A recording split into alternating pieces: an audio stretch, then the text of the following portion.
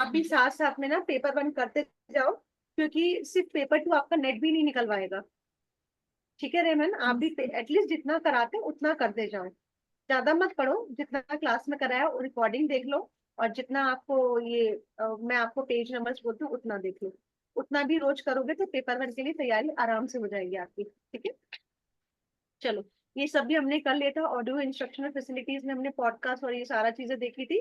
और आईसीटीसी में हमारा बाकी सारी चीजें देखी थी, और हमने ये भी देखा था कि जो हमारे सेंस ऑर्गन है, सेंस ऑर्गन कौन कौन से होते हैं हमारे, फाइव सेंसेस कौन कौन से होते हैं?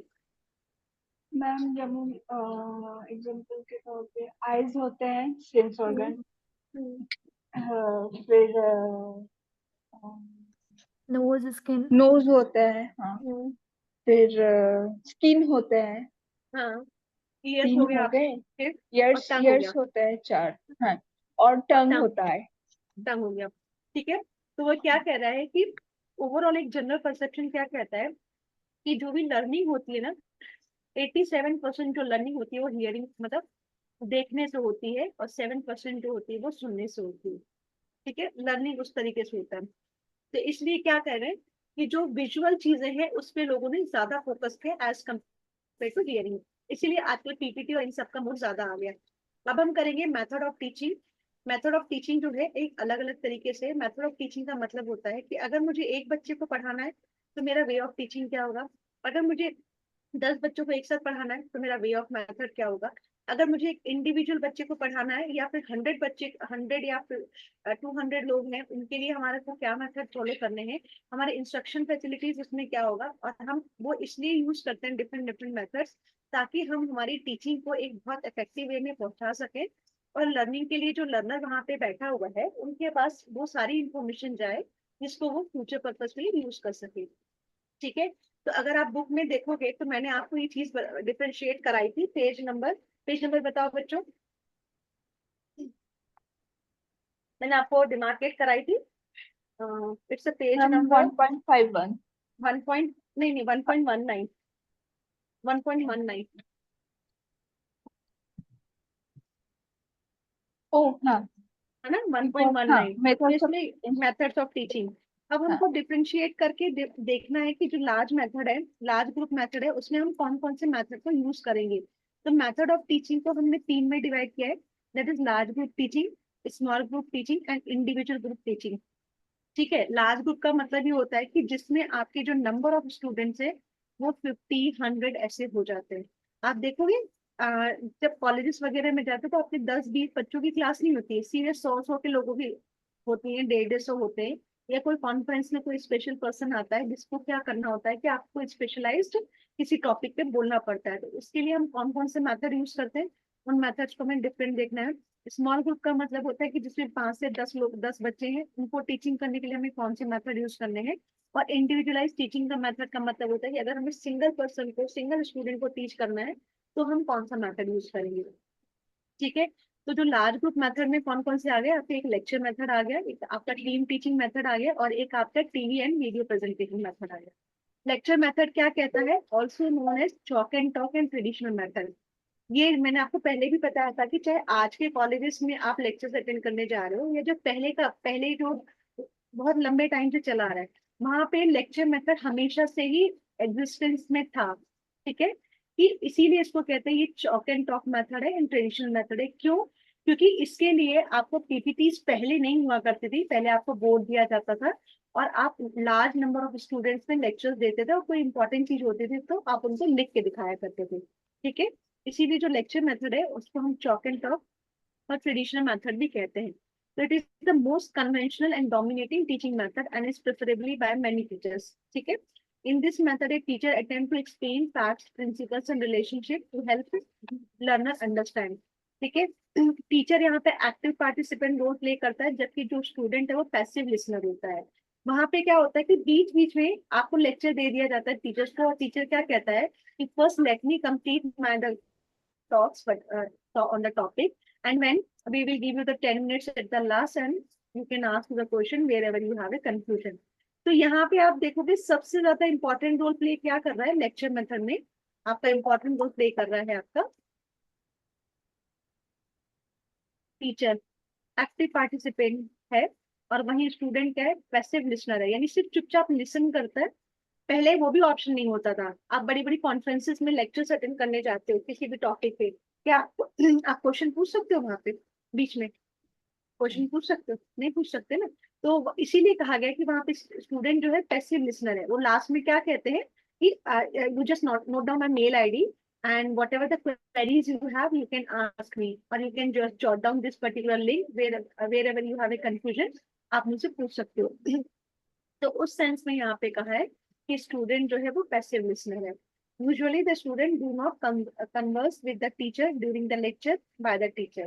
That is why it is a one way communication. One way communication क्यों है? क्योंकि सिर्फ टीचर बोलता जाता है, बोलता जाता है, बोलता जाता है।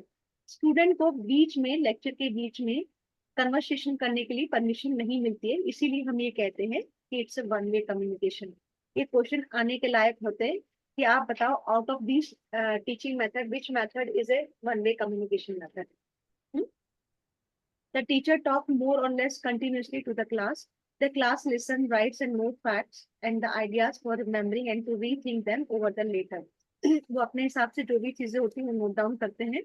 And it can be a two-way communication, can be made a two-way communication if the teacher allows student to ask a few questions to clarify point, but no discussion is usually held. हम इस process को two way communication बना सकते हैं, लेकिन कब? जब आपका टीचर परमिशन देगा आपको कि आप क्वेश्चन को पूछो। ठीक है? लेक्चर मेथड में कोई कंफ्यूजन? अब आप मुझे बताओ कि इसके बेसिक फीचर्स क्या क्या है। बेसिक फीचर्स क्या है कि it is a formal and narrative in nature. Formal है, आप कोई इनफॉर्मल वे में क्वेश्चन पूछने का अधिकार नहीं है, और वो सिर्फ आता है और अपनी चीजों को बोलते चला जाता है, तो इसलिए कहते हैं narrative in nature. It present A series of events और फैक्ट। वो एक चीज से लिंक करते करते करते आपको फैक्ट्स तक लेके जाता है, एक पर्टिकुलर टॉपिक पर आपका लेक्चर इसी से रिलेटेड होता है। And it explore the problems. Explore the problems कैसे समझोगे आप, इसको बताओ। इट एक्सप्लोर द प्रॉब्लम्स में क्या मतलब होता है इसका, बताओ। Explore the problems means, explore का मतलब क्या होता है?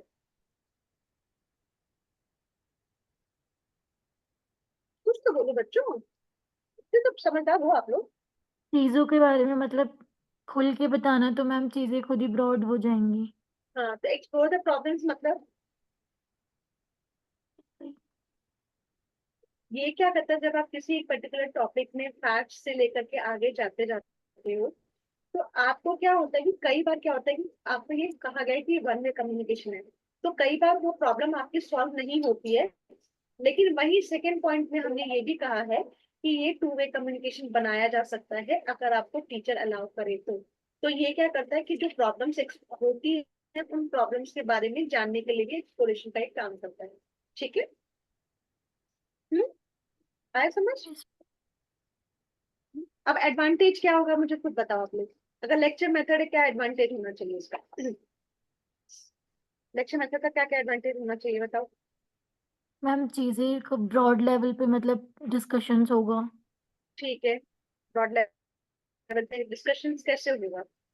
मैम ब्रॉड लेवल पे क्योंकि डिस्कशन मैम एक पर्टिकुलर टॉपिक पे होगा। हाँ ठीक है, डिस्कशन नहीं होगा, मतलब ये कि वन पे है तो आपको नॉलेज हो टीचर। जाएगा, आपको हाँ नॉलेज हो जाएगा। ठीक है, हाँ।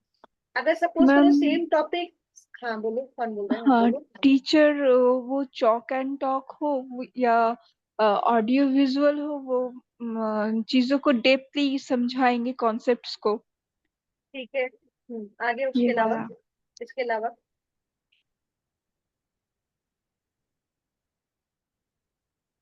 सबसे बड़ी बात, अगर आपको सेम टॉपिक पढ़ाना है, मान लो आपके कॉलेज में फर्स्ट ईयर है, फर्स्ट ईयर के आपके 4 सेक्शन है, every section carry student of around 70 to 80।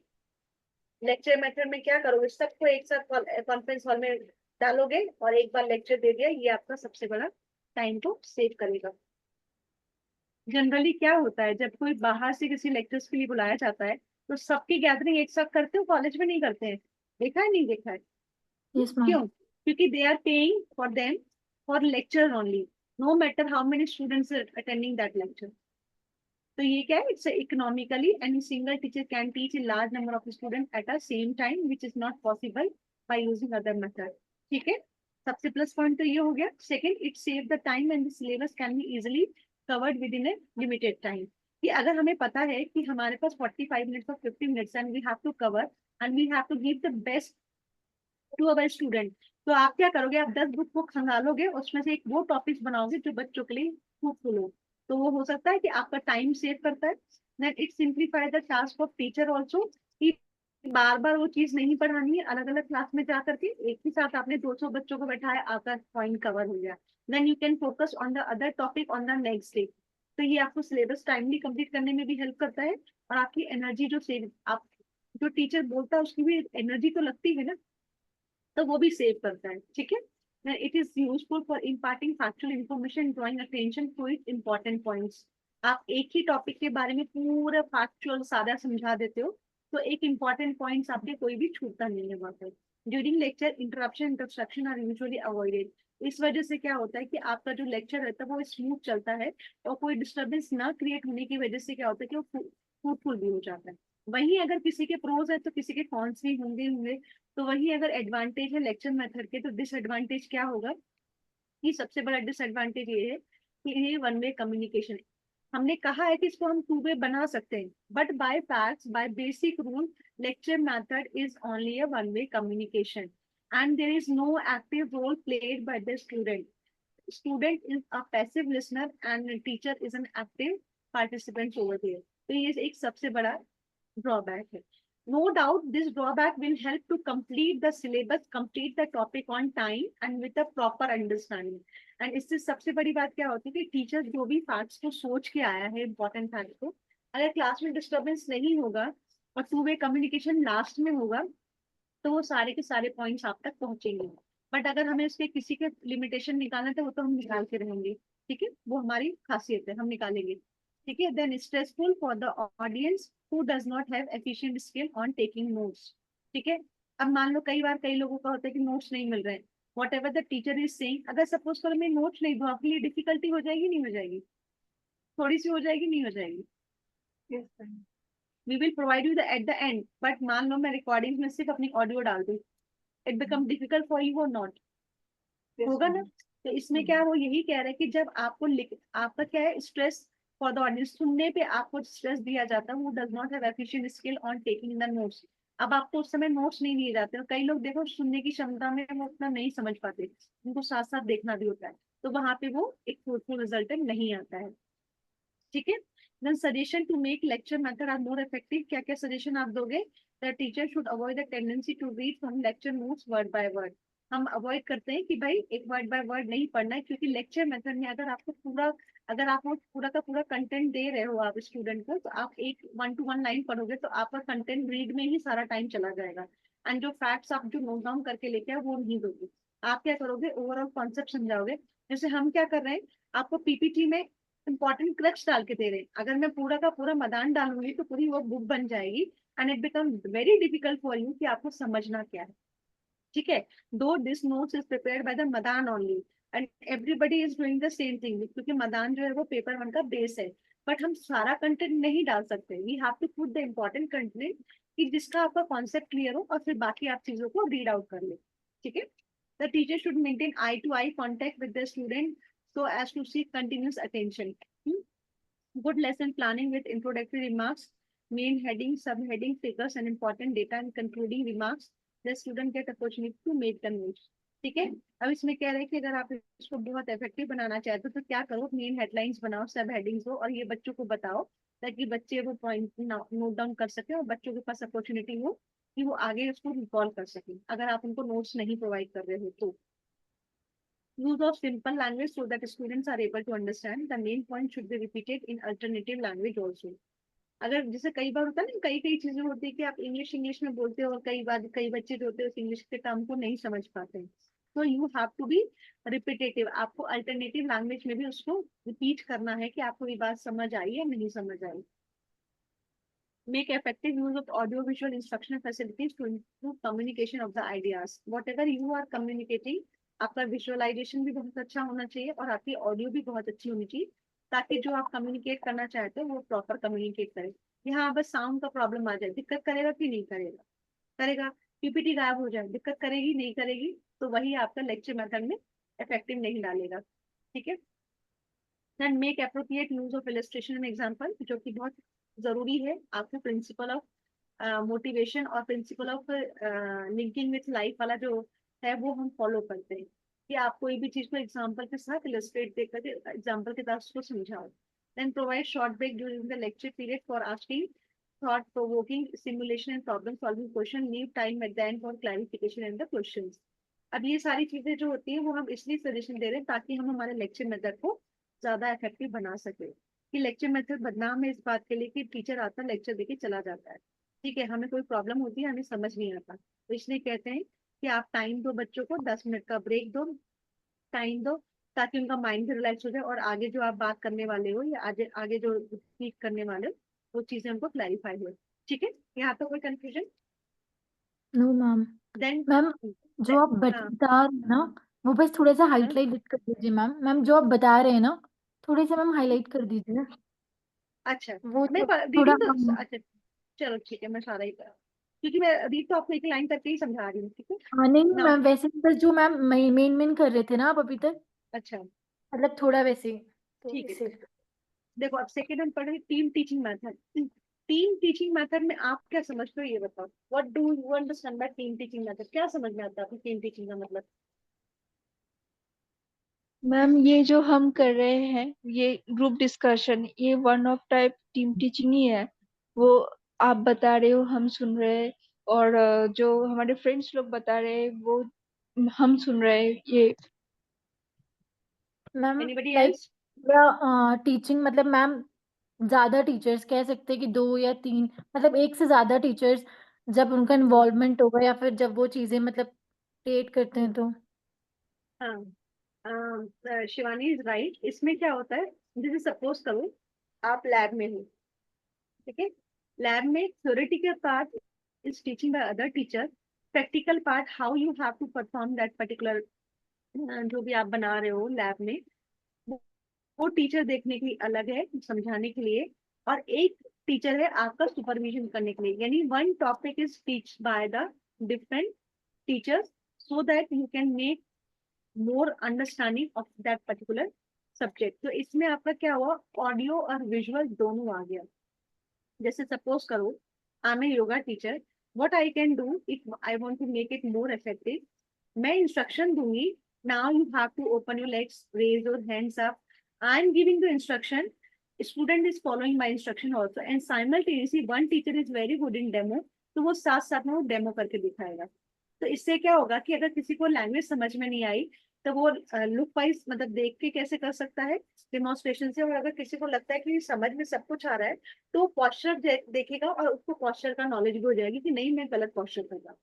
तो टीम टीचिंग का मतलब होता है कि कोलैबोरेटिव एंड को टीचिंग। ठीक है, कोलैबोरेटिव एंड को टीचिंग, ये एक इनोवेटिव अप्रोच है in teaching group of large size in which two or more. जैसे आप देखोगे कई बार पीटी वगैरह होती है या असेंबली वगैरह होती है तो हर एक लाइन के बीच में टीचर्स नहीं आ जाते हैं चेक करने के लिए, join both hands properly, you have to stand still, you have to stand straight। कई चीजें नहीं हो जाती कि बीच बीच में टीचर निरीक्षण के लिए आ जाते हैं, या फिर जैसे आप, ये तो खैर टीचिंग वाले मेथड है, इसमें आप टीचर को आप टीच करोगे, लेकिन आपको बेस्ट समझाओ अगर, तो जैसे आप क्लासरूम एग्जाम देते हो तो उस एग्जामिनेशन हॉल में आपको 2 टीचर्स मिलते हैं, 2 3 टीचर होते हैं जो हर एक रो में घूमते रहते हैं। तो वो क्या करते हैं, वहां पे वो टीच तो नहीं करते लेकिन वहां पे ये चेक करते हैं कि कोई चीटिंग तो नहीं कर रहे, because that is there duty.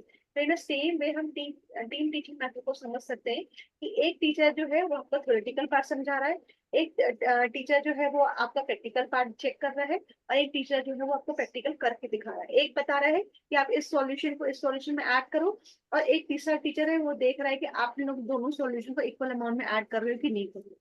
ठीक है, ये हो गया आपका टीम टीचिंग मेथड, जिसमें क्या होता है, in which 2 or more teachers are involved in planning and executing and evaluating the learning experience for a student। ठीक है, अब इसका एडवांटेज क्या होगा, अगर मैं टीम टीचिंग मेथड यूज करती हूँ इसका एडवांटेज क्या होगा, और ये जनरली आपका ऑफलाइन ही हो पाएगा। ऑनलाइन में क्या होता है कि with the help of the PPTs we can show you the diagrams also, and the same person can give the audio contact to you also. तो इसका बेस्ट क्या होगा advantage, sharing the best faculty by more student, कि एक ही जगह पे एक ही सब्जेक्ट को पढ़ाने के लिए, एक ही टॉपिक को पढ़ाने के लिए आपके पास 2 से 3 टीचर अवेलेबल है, तो बेस्ट फैकल्टी मिलती है। सेकेंड क्या, optimum utilization, optimum use of multiple teaching device and techniques. मतलब एक ही जगह पे एक ही टाइम पे हम क्या कर रहे हैं, मल्टीपल टीचिंग डिवाइस और टेक्निक्स को यूज कर रहे हैं, डिमॉन्स्ट्रेशन भी कर रहे हैं, सुपरविजन भी कर रहे हैं, और थ्योरेटिकल पार्ट भी कर रहे हैं। Then improvement of the teaching quality, इससे क्या होता है कि आपकी टीचिंग की क्वालिटी भी इम्प्रूव होती है। ठीक है। देन लिमिटेशंस क्या होंगे उसके वहीं पे, कि एक ऐसा टीचर को फाइंड आउट करना कि जो सब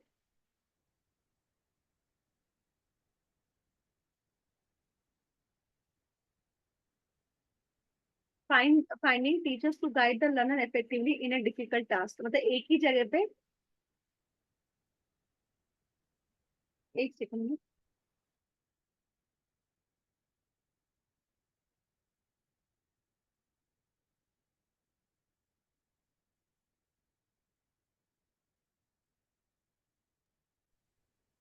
ठीक है। Finding teachers to guide the learner effectively is a difficult task, एक ही जैसा, मतलब हर एक एक बंदा एक ही सब्जेक्ट में थ्योरेटिकल भी इफेक्टिव हो, ये प्रैक्टिकल भी इफेक्टिव हो, डिमॉन्स्ट्रेशन भी इफेक्टिव हो, फाइंड आउट करना एक ही टाइम पे डिफिकल्ट है। ऐसे टीचर्स मिल तो जाएंगे, लेकिन अगर हम एक ही जगह पे एक ही टाइम पे 3 से 4 टीचर चाहिए, तो कई बार वो डिफिकल्टी हो जाती है। कई बार वो टीचर, डिमॉन्स्ट्रेशन वाला टीचर फ्री नहीं है, कई बार थ्योरेटिकल वाला टीचर फ्री नहीं है, उसके लेक्चर्स कहीं और लगे, तो वो एक डिफिकल्ट टास्क हो जाता है। मोर टीचर रिक्वायर्ड है, तो इसीलिए आपको ज्यादा से ज्यादा अमाउंट भी देना पड़ेगा। ठीक है। And not useful for teaching all subject, सभी सब्जेक्ट्स के लिए जरूरी नहीं है, ये उन्हीं सब्जेक्ट्स के लिए जरूरी है जहाँ पे आपको प्रैक्टिकल नॉलेज की जरूरत है। अच्छा ये बताओ, जो टीम टीचिंग मेथड है वो ज्योग्राफी के लिए यूजफुल रहेगा, ज्योग्राफी सब्जेक्ट्स के लिए? Yes ma'am. जो कैसे? मैम क्योंकि वो प्रैक्टिकल सब्जेक्ट है, तो आई थिंक एक से दिखाया, ज्यादा टीचर। यस दिखाएगा मैम। क्या? दिखाएगा क्या? मतलब जैसे मैम मान लीजिए हम किसी मैपिंग को पढ़ा रहे हैं, तो एक हम्म, बोलेगा एक लोकेशन, मतलब चीजों को वो करके बताएगा कि ये यहाँ पर ऐसा ऐसा। क्योंकि हायर क्लासेस में क्या ज्योग्राफी में टीम टीचिंग मेथड काम करेगा? नहीं मैम, हायर स्टडीज में तो हायर स्टडीज में करेगा? नहीं मैम। नहीं करेगा। नहीं। नहीं, नहीं क्यों नहीं करेगा। करेंगे? देखो एक मैप, तो मैप में कितना वर्कलोड चाहिए, मैप को डेमोन्स्ट्रेट करने में कितना वर्कलोड चाहिए? वो हम्म। एक से ही काम हो जाएगा, एक टीचर हाँ, से ही हो जाएगा मैम।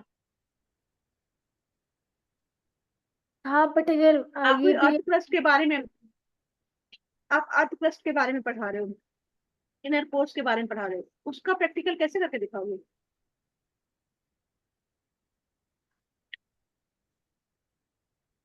हम थ्री उसका डी प्रैक्टिकल स्ट्रक्चर। तो आप सिर्फ, लेकिन उसके लिए आपको अलग टीचर की जरूरत है, या फिर आप क्या कर सकते हो, उसको पेपर में डायग्रामेटिक फॉर्म में दिखा सकते हो। हम्म। हम्म? उसके लिए अलग टीचर चाहिए। नहीं नहीं। अच्छा हो शिवानी, तुमने अच्छा हो तुमने ज्योग्राफी सब्जेक्ट नहीं लिया, नहीं तो तुम ना खर्चा बढ़ा देती कॉलेज वालों का। हम्म। नहीं नहीं मैम, वो बस ऐसे लगा कि शायद। तब बताओ मैम रेमन, आइडिया आप भी बोलो बेटर। कुछ। बताओ रेमन, बोलो कुछ, बोलो, नींद आंखें खुल जाएंगी। अभी नींद में हो मेरी आप? आंखें खुली हुई हैं। खुली हुई है? नींद में तो नहीं हो अभी आप? अनम्यूट करो पहले, अनम्यूट। अच्छा कोई है? हाँ मैम, वो पापा दे दो। अच्छा चलो कोई नहीं है, ठीक है। तो ये वो इसीलिए कह रहे हैं कि जो टीम टीचिंग मेथड है ना, ये सारे सब्जेक्ट्स के लिए यूजफुल नहीं है। ठीक है, require much time for planning and scheduling. अब मान लो थ्योरी वाला सब्जेक्ट आज आज फ्री है, लेकिन अगले ही पॉइंट पे आपका प्रैक्टिकल वाला नहीं है, तो 2 टीचर को ना आपस में 2 से 3 टीचर को प्लानिंग करनी पड़ेगी, जिसके लिए ज्यादा टाइम वेस्ट होता है। ठीक है। Then TV and video presentation, it's very easy. TV and video presentation क्या होता है?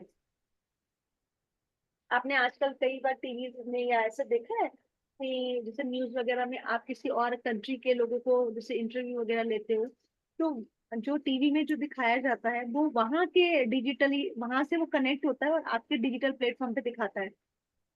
जैसे कभी कभी आजकल ये भी बड़ा सिस्टम हो गया है कि लोग अपने बच्चों के बर्थडे पार्टी में when they are not available and they are out of India, तो वो एक स्क्रीन लगी रहती है और उस पे वो मैसेज भेजते हैं। हम्म। देखा है? तो टीवी देखा है। प्रेजेंटेशन क्या हो गया? टीवी प्रेजेंटेशन क्या हुआ कि वो वहां से लाइव है जहां पे भी है, ठीक है, और आपको मैसेज भेजा जा रहा है। अगर मैं एक छोटा सा फॉर्म बोलूं, अगर हम जो क्लासेस ले रहे हैं, that is not in TV on video presentation, वो प्रॉपर टीवी पे प्रेजेंटेशन होता है। ये तो हम एक प्लेटफॉर्म यूज हम्म। करें जूम का फॉर अवर क्लास। लेकिन सपोज करो कि I am in US and I want to give some important message to you, तो वहां पे से जो प्रेजेंटेशन होगा आप लोगों के लिए, you all are gather at one place, और सपोज करो कि जैसे आप लोगों को लेक्चर है, लेकिन आपका लेक्चर जो है वो आपके यूएस के किसी प्रोफेसर का होना था and he is suppose to come to India for that lecture purpose, but somehow is not coming. तो वो क्या करेगा, अपनी ही जगह पर बैठ करके वो लेक्चर्स को कम्युनिकेट करेगा एक पूरा प्रॉपर टीवी में जो शो कनेक्शन होगा, एंड देन आप उन्हीं लेक्चर्स को सुनोगे। समझ गए? कि सारा जैसे कई बार हुआ भी है, आई थिंक आपको पता भी होगा, जैसे पर्दे पे जो पिक्चर्स नहीं देखी जाती है यस मैम। प्रेजेंट, आपका जो सिनेमा हॉल है वो क्या है? मतलब that is not related to your education, मतलब एजुकेशन पर्सपेक्टिव में नहीं, बट स्टिल आपका सिनेमा हॉल क्या है? टीवी पे मतलब वो भी, हाँ, वीडियो प्रेजेंटेशन कह सकते हैं। मूवी कहाँ बनी, कैसे बनी, वो तो चलो उन्होंने मतलब रिकॉर्डिंग्स लगा हाँ। दी, लेकिन टीवी और वीडियो प्रेजेंटेशन में क्या होगा, वो प्रेजेंटली वहां पे अवेलेबल होगा बंदा। ठीक है? हम्म। तो वीडियो एंड टीवी प्रेजेंटेशन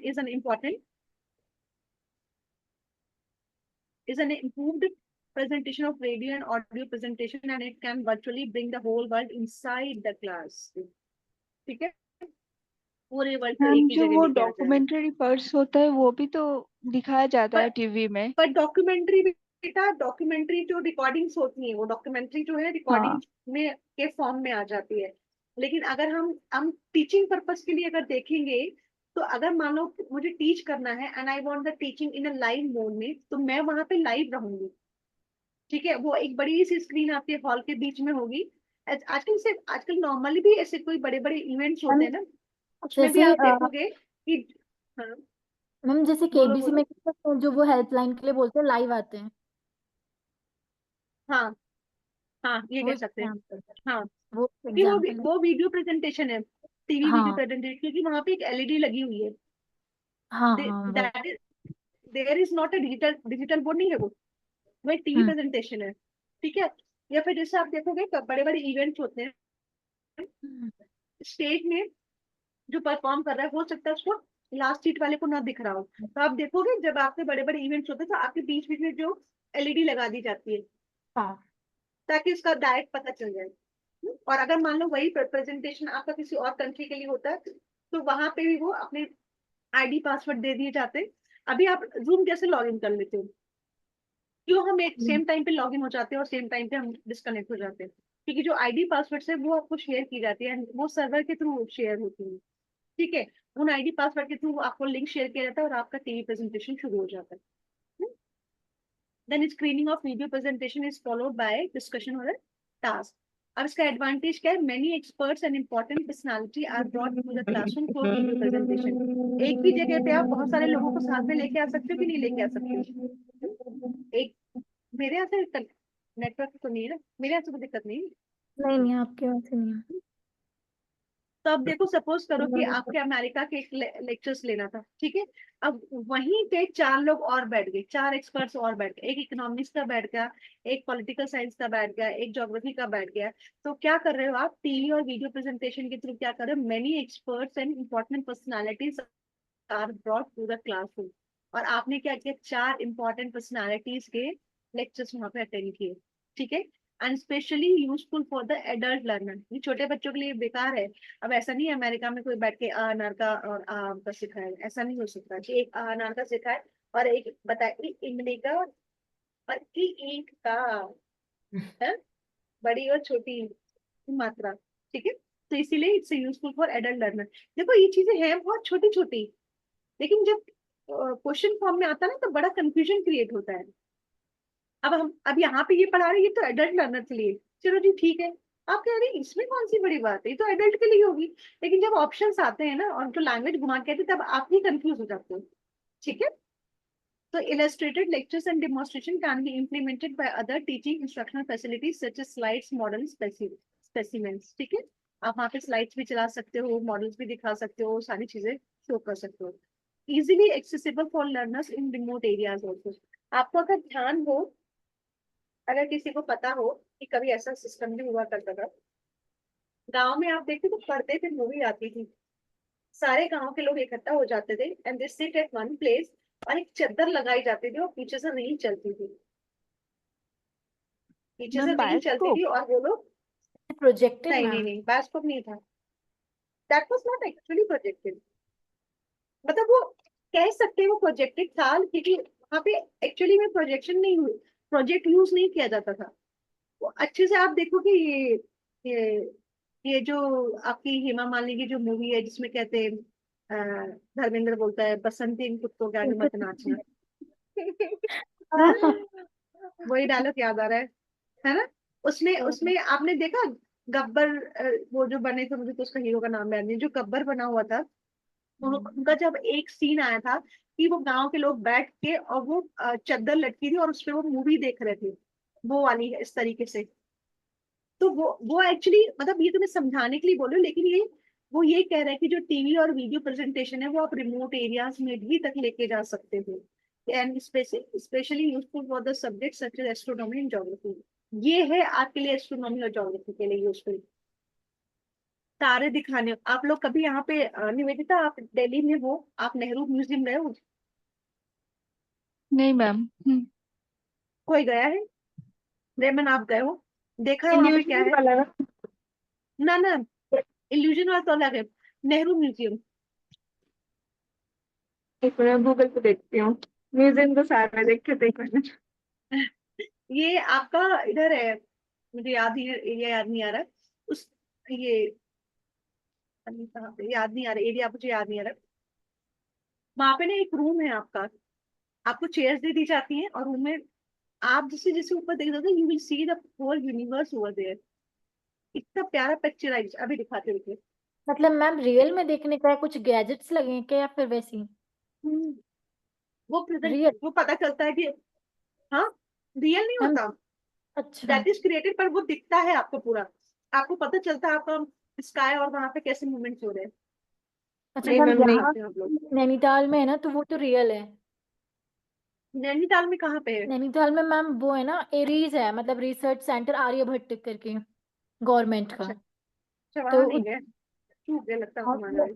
वहां तो मैम बहुत मतलब वहाँ के कोई साइंटिस्ट उसमें भी आए थे, केबीसी में भी आए थे। अच्छा, मैं तो आपको वहाँ दिखाती हूँ। टूरिस्ट का जाना भी अलाउ है, तो काफी अच्छा है वहाँ तो इंस्ट्रूमेंट। आपने देखा है? अच्छा, मैम मैं नेहरू, गई। नेहरू प्लेनेटेरियम।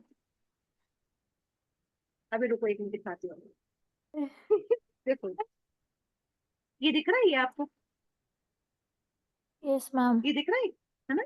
वहां पे ऐसा प्रेजेंटेशन होता है, आपको पूरा स्काई दिखेगा, सारी स्पेस दिखेंगी, वहां पे प्लैनेट्स हाँ मूवमेंट्री दो दिखेगा। तीन जगह होता है शायद, शायद म्यूजियम ऑफ इलस्ट्रेशन में भी होता है ये। नहीं, वो इल्यूजन में नहीं है, ये पूरा दो आपका तीन जगह प्लेनेटरी देखा है, है मैंने ये। ये प्लेनेटरी शायद है। गई हूँ मैं, दिल्ली भी गई हूँ। गए हो? पर ये बचपन में गए देखो, होंगे स्कूल ट्रिप से। ये देखो, ये दिख रहा है मैम रियल प्लेनेट का मूवमेंट। विजुअलाइजेशन जैसा ही है। हाँ, और ये ना प्लेनेट का टूट, ये देखो, ये दिख रहा हम्म है? काफी ये अच्छा है मैम। बहुत अच्छा है, मतलब थोड़ी देर के लिए तो ऐसा हम्म लगता है कि आप वहीं पे हो। वही हो, वही हाँ। वाली फीलिंग है मैम। हम्म,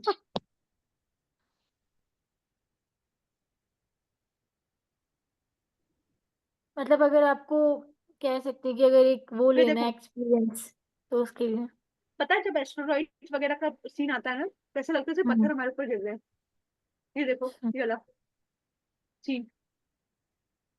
तो मैम ये मतलब ऐसी चीजें बनी हुई है या वहां से कुछ कनेक्शन है कि बनी वहाँ? नहीं है, बनी हुई नहीं है, वो प्रेजेंटेशन दिखाते हैं।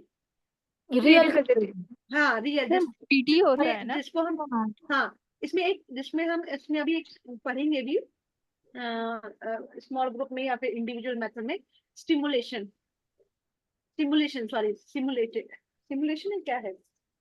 हम्म, ये हाँ सिमुलेशन। सिमुलेशन का मतलब ये होता है कि हम उस चीज, जो चीज रियल नहीं है लेकिन हम उसको रियल बना के प्रेजेंट करते हैं। ठीक है, देख लिया? निवेदिता यस चरण मैम। जाना। हम्म, यस मैम। इसकी पहले टिकट्स बुक होती है, ठीक है? सामने। फिर इसके बाद हमने नेक्स्ट डे क्या, फिर नेक्स्ट वीक हम पहले से ही टिकट करा के गए थे। ठीक है, तो ऐसी चीजें ना यहाँ पे समझाने में आसानी हो जाती है। देन लिमिटेशंस क्या हो जाएंगे इसके? टू वे कम्युनिकेशन नहीं हो पाएगा। कैसे बोलोगे, सामने वाले को सुनाई नहीं देगा। बोलते रहो जो तुम्हें बोलना है। Then there may be difficulty in adjusting to complicated schedule to telecast the period. कभी कभी आपको शेड्यूल फिक्स मतलब नहीं होने की वजह से बड़ा डिफिकल्ट हो जाता है। कभी कभी ऐसा होता नहीं है कि ये चीज कॉन्फ्रेंस इतने बजे होनी थी, but because of the network connectivity कुछ प्रॉब्लम्स आ गई हैं, तो वहां से कनेक्टिविटी नहीं हो पाई, तो वो टेलीकास्ट नहीं हो पाता है।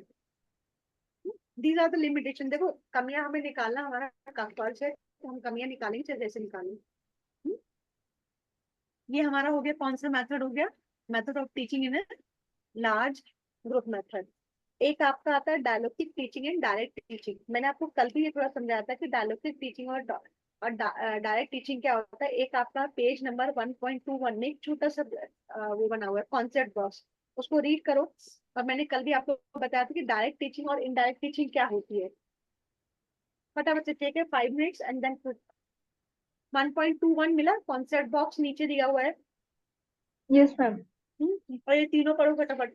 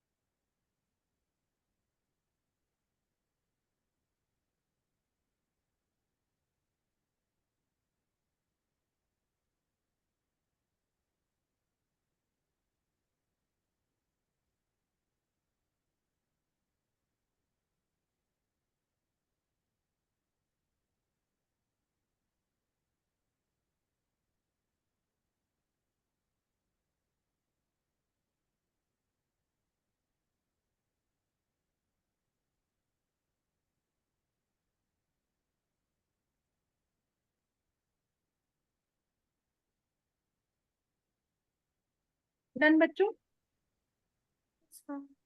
आए समझ? डायरेक्ट टीचिंग क्या है?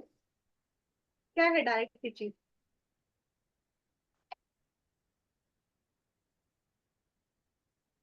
क्या है डायरेक्ट टीचिंग? क्या है?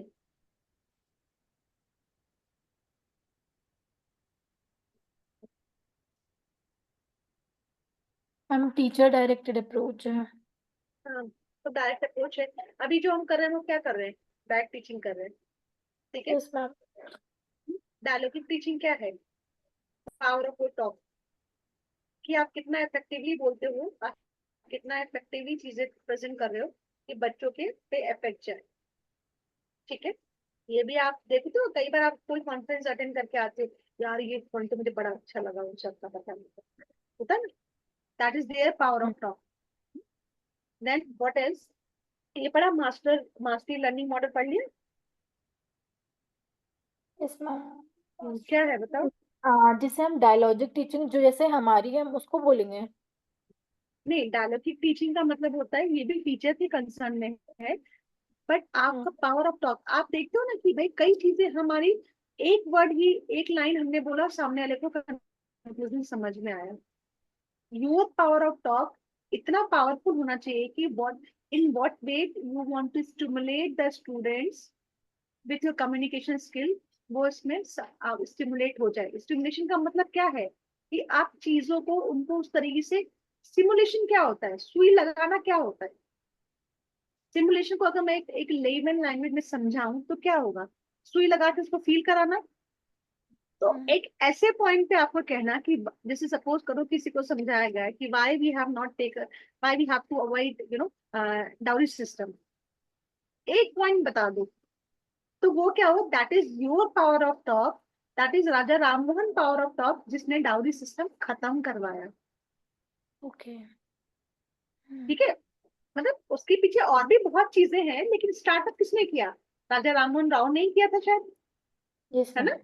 तो और आज देखो, आज कितना है, आज भी उसके बाद कोई डाउरी लेता है? वो कहते हैं आप अपनी मर्जी से देना चाहो दे लो, कहीं कहीं पे still it's existed, but overall general देखा जाए तो नहीं। आप डाउरी सिस्टम को फेवर करोगे? मैं करूंगी? कोई नहीं करेगा। हम कहेंगे मत करो शादी, कोई बात नहीं, हम अच्छा बिना शादी के बस अच्छे हैं। हम लोगों की देखो कॉन्फिडेंस लेवल बिल्टअप हो गया कि नहीं हो गया है? तो वो पावर ऑफ टॉक जो स्टार्ट की थी किसने करी थी? जो आज एक इफेक्टिव में कम्युनिकेट हुआ। ठीक है। और ये जो मॉडल पढ़ा, ये मॉडल क्या है? मास्टरी लर्निंग मॉडल क्या है? क्या समझ में आया इसमें से?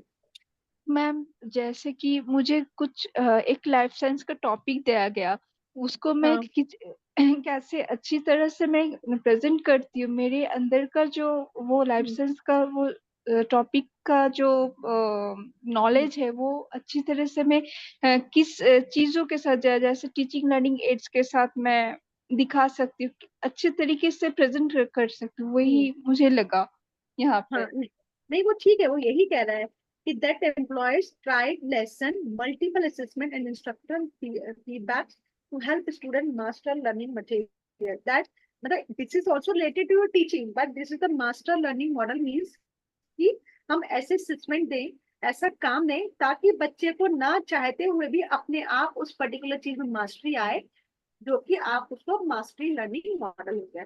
ठीक है। अब जैसे सपोज करो कि हम यूनिट वाइज टेस्ट ना लें, तो मैं आप लोगों को लिख के दे सकती हूँ कि आप लोगों का कोई ना कोई टॉपिक छूटता ही जाएगा हर यूनिट से, क्योंकि टेस्ट है, इसलिए आप मजबूरी में ही चाहे उस यूनिट को पूरा पढ़ोगे। जैसे एक यूनिट हो गई, आपको लगा यार दूसरी यूनिट शुरू हो गई, आपने दूसरा काम शुरू कर दिया, वो पहली यूनिट छूट गई। हमने लेकिन आपको टाइम दिया, तो आपने क्या किया? उस यूनिट को प्रॉपर पढ़ा। अब मैं इस 100% गारंटी के साथ आप लोगों को कह सकती हूँ कि आप लोगों ने जो भी पेपर टू की 3 यूनिट पढ़ी है, उनमें से ऐसा कोई भी वर्ड नहीं है जो आप लोगों के लिए न्यू हो। That is sure. तो this is the mastery learning model, कि आपको ऐसे असाइनमेंट्स दो, ऐसी चीजों से स्टिमुलेट करो कि आपके उसकी मास्टरी होने लगे। ठीक है। ये हमारा हो गया large group method. Then small group method में हमारे कौन कौन से मेथड है? ग्रुप डिस्कशन मेथड है। ग्रुप डिस्कशन में क्या होता है? अब ये तो आप लोग बताओगे, तो बड़े इजी इजी से, ग्रुप डिस्कशन क्या होता है? मैम जब बताओ। 2 से ज्यादा लोग बैठते हैं और ग्रुप डिस्कशन, एक से ज्यादा भी कह सकते हैं। हाँ ठीक है। ग्रुप डिस्कशन में क्या होता है, आपका एक कोई गोल ओरिएंटेड होता है, ऐसे ही ग्रुप हाँ। डिस्कशन ही करोगे। अगर आप कोई भी ग्रुप डिस्कशन करते हो, और अगर हम इसको टीचिंग रिलेटेड में काउंट करेंगे, तो वी हैव सब goal oriented. So it is one of the basic method of teaching a smaller group. A discussion method of teaching is a democratic method जिसमें हम क्या करते हैं, to develop better understanding among the student. और सबसे बड़ी बात है, जब आप ग्रुप में आप स्टडी करते हैं तो आपके आपस में कोऑर्डिनेशन भी बहुत अच्छा बनता है। ठीक है। It can be describe as communication, it can be described as a communication instructional within a group around a topic, skill, issue or problem presented to the group by the trainer or the moderate for the function. अब इसमें कितने कितने ये कौन कौन से group क्या होता है, एक तो प्लान तरीके से भी किया जाता है, एक पार्टली भी और एक अनप्लान भी। जैसे मैंने आपको बताया कि आप ये 4-5 बच्चों का ग्रुप बनाओ, कल इस टॉपिक पे हम डिस्कशन करेंगे, तो what you will do, you will prepare something. ठीक है। आज जैसे सपोज करो कि हमने बोला कि भाई कल हम ग्रुप डिस्कशन करेंगे, पर टॉपिक मैं आपको नहीं बताऊंगी, तो ये पार्टली हो गया। और अनप्लान का मतलब है कि क्लास में डायरेक्टली आपको 5 लोगों का ग्रुप बनाया और हमने कहा कि इस टॉपिक पर डिस्कशन करो। ठीक है। और हमेशा इसका एक ये ग्रुप में जो स्मॉल ग्रुप के लोग होते हैं 5 से 10 लोगों का कोऑर्डिनेशन होता है। ठीक है। वहीं अगर आपका लार्ज हो जाए तो 50-100 हो जाएगा, और इंडिविजुअल में आपका सिंगल पर्सन होगा। इसका एडवांटेज क्या होगा, participation of all the group member, तो आपने एक कम्युनिकेशन की स्किल भी बढ़ेगी, दूसरा आपका टीम वर्क भी बढ़ेगा। ठीक है। Critical thinking can be develop as trainees are free to express their ideas and opinion. ठीक है।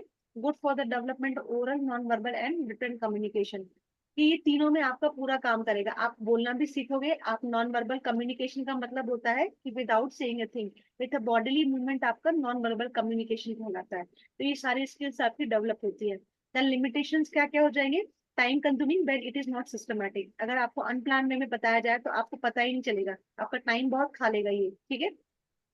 then possibility of dominance by some student on the basis of their communication skill.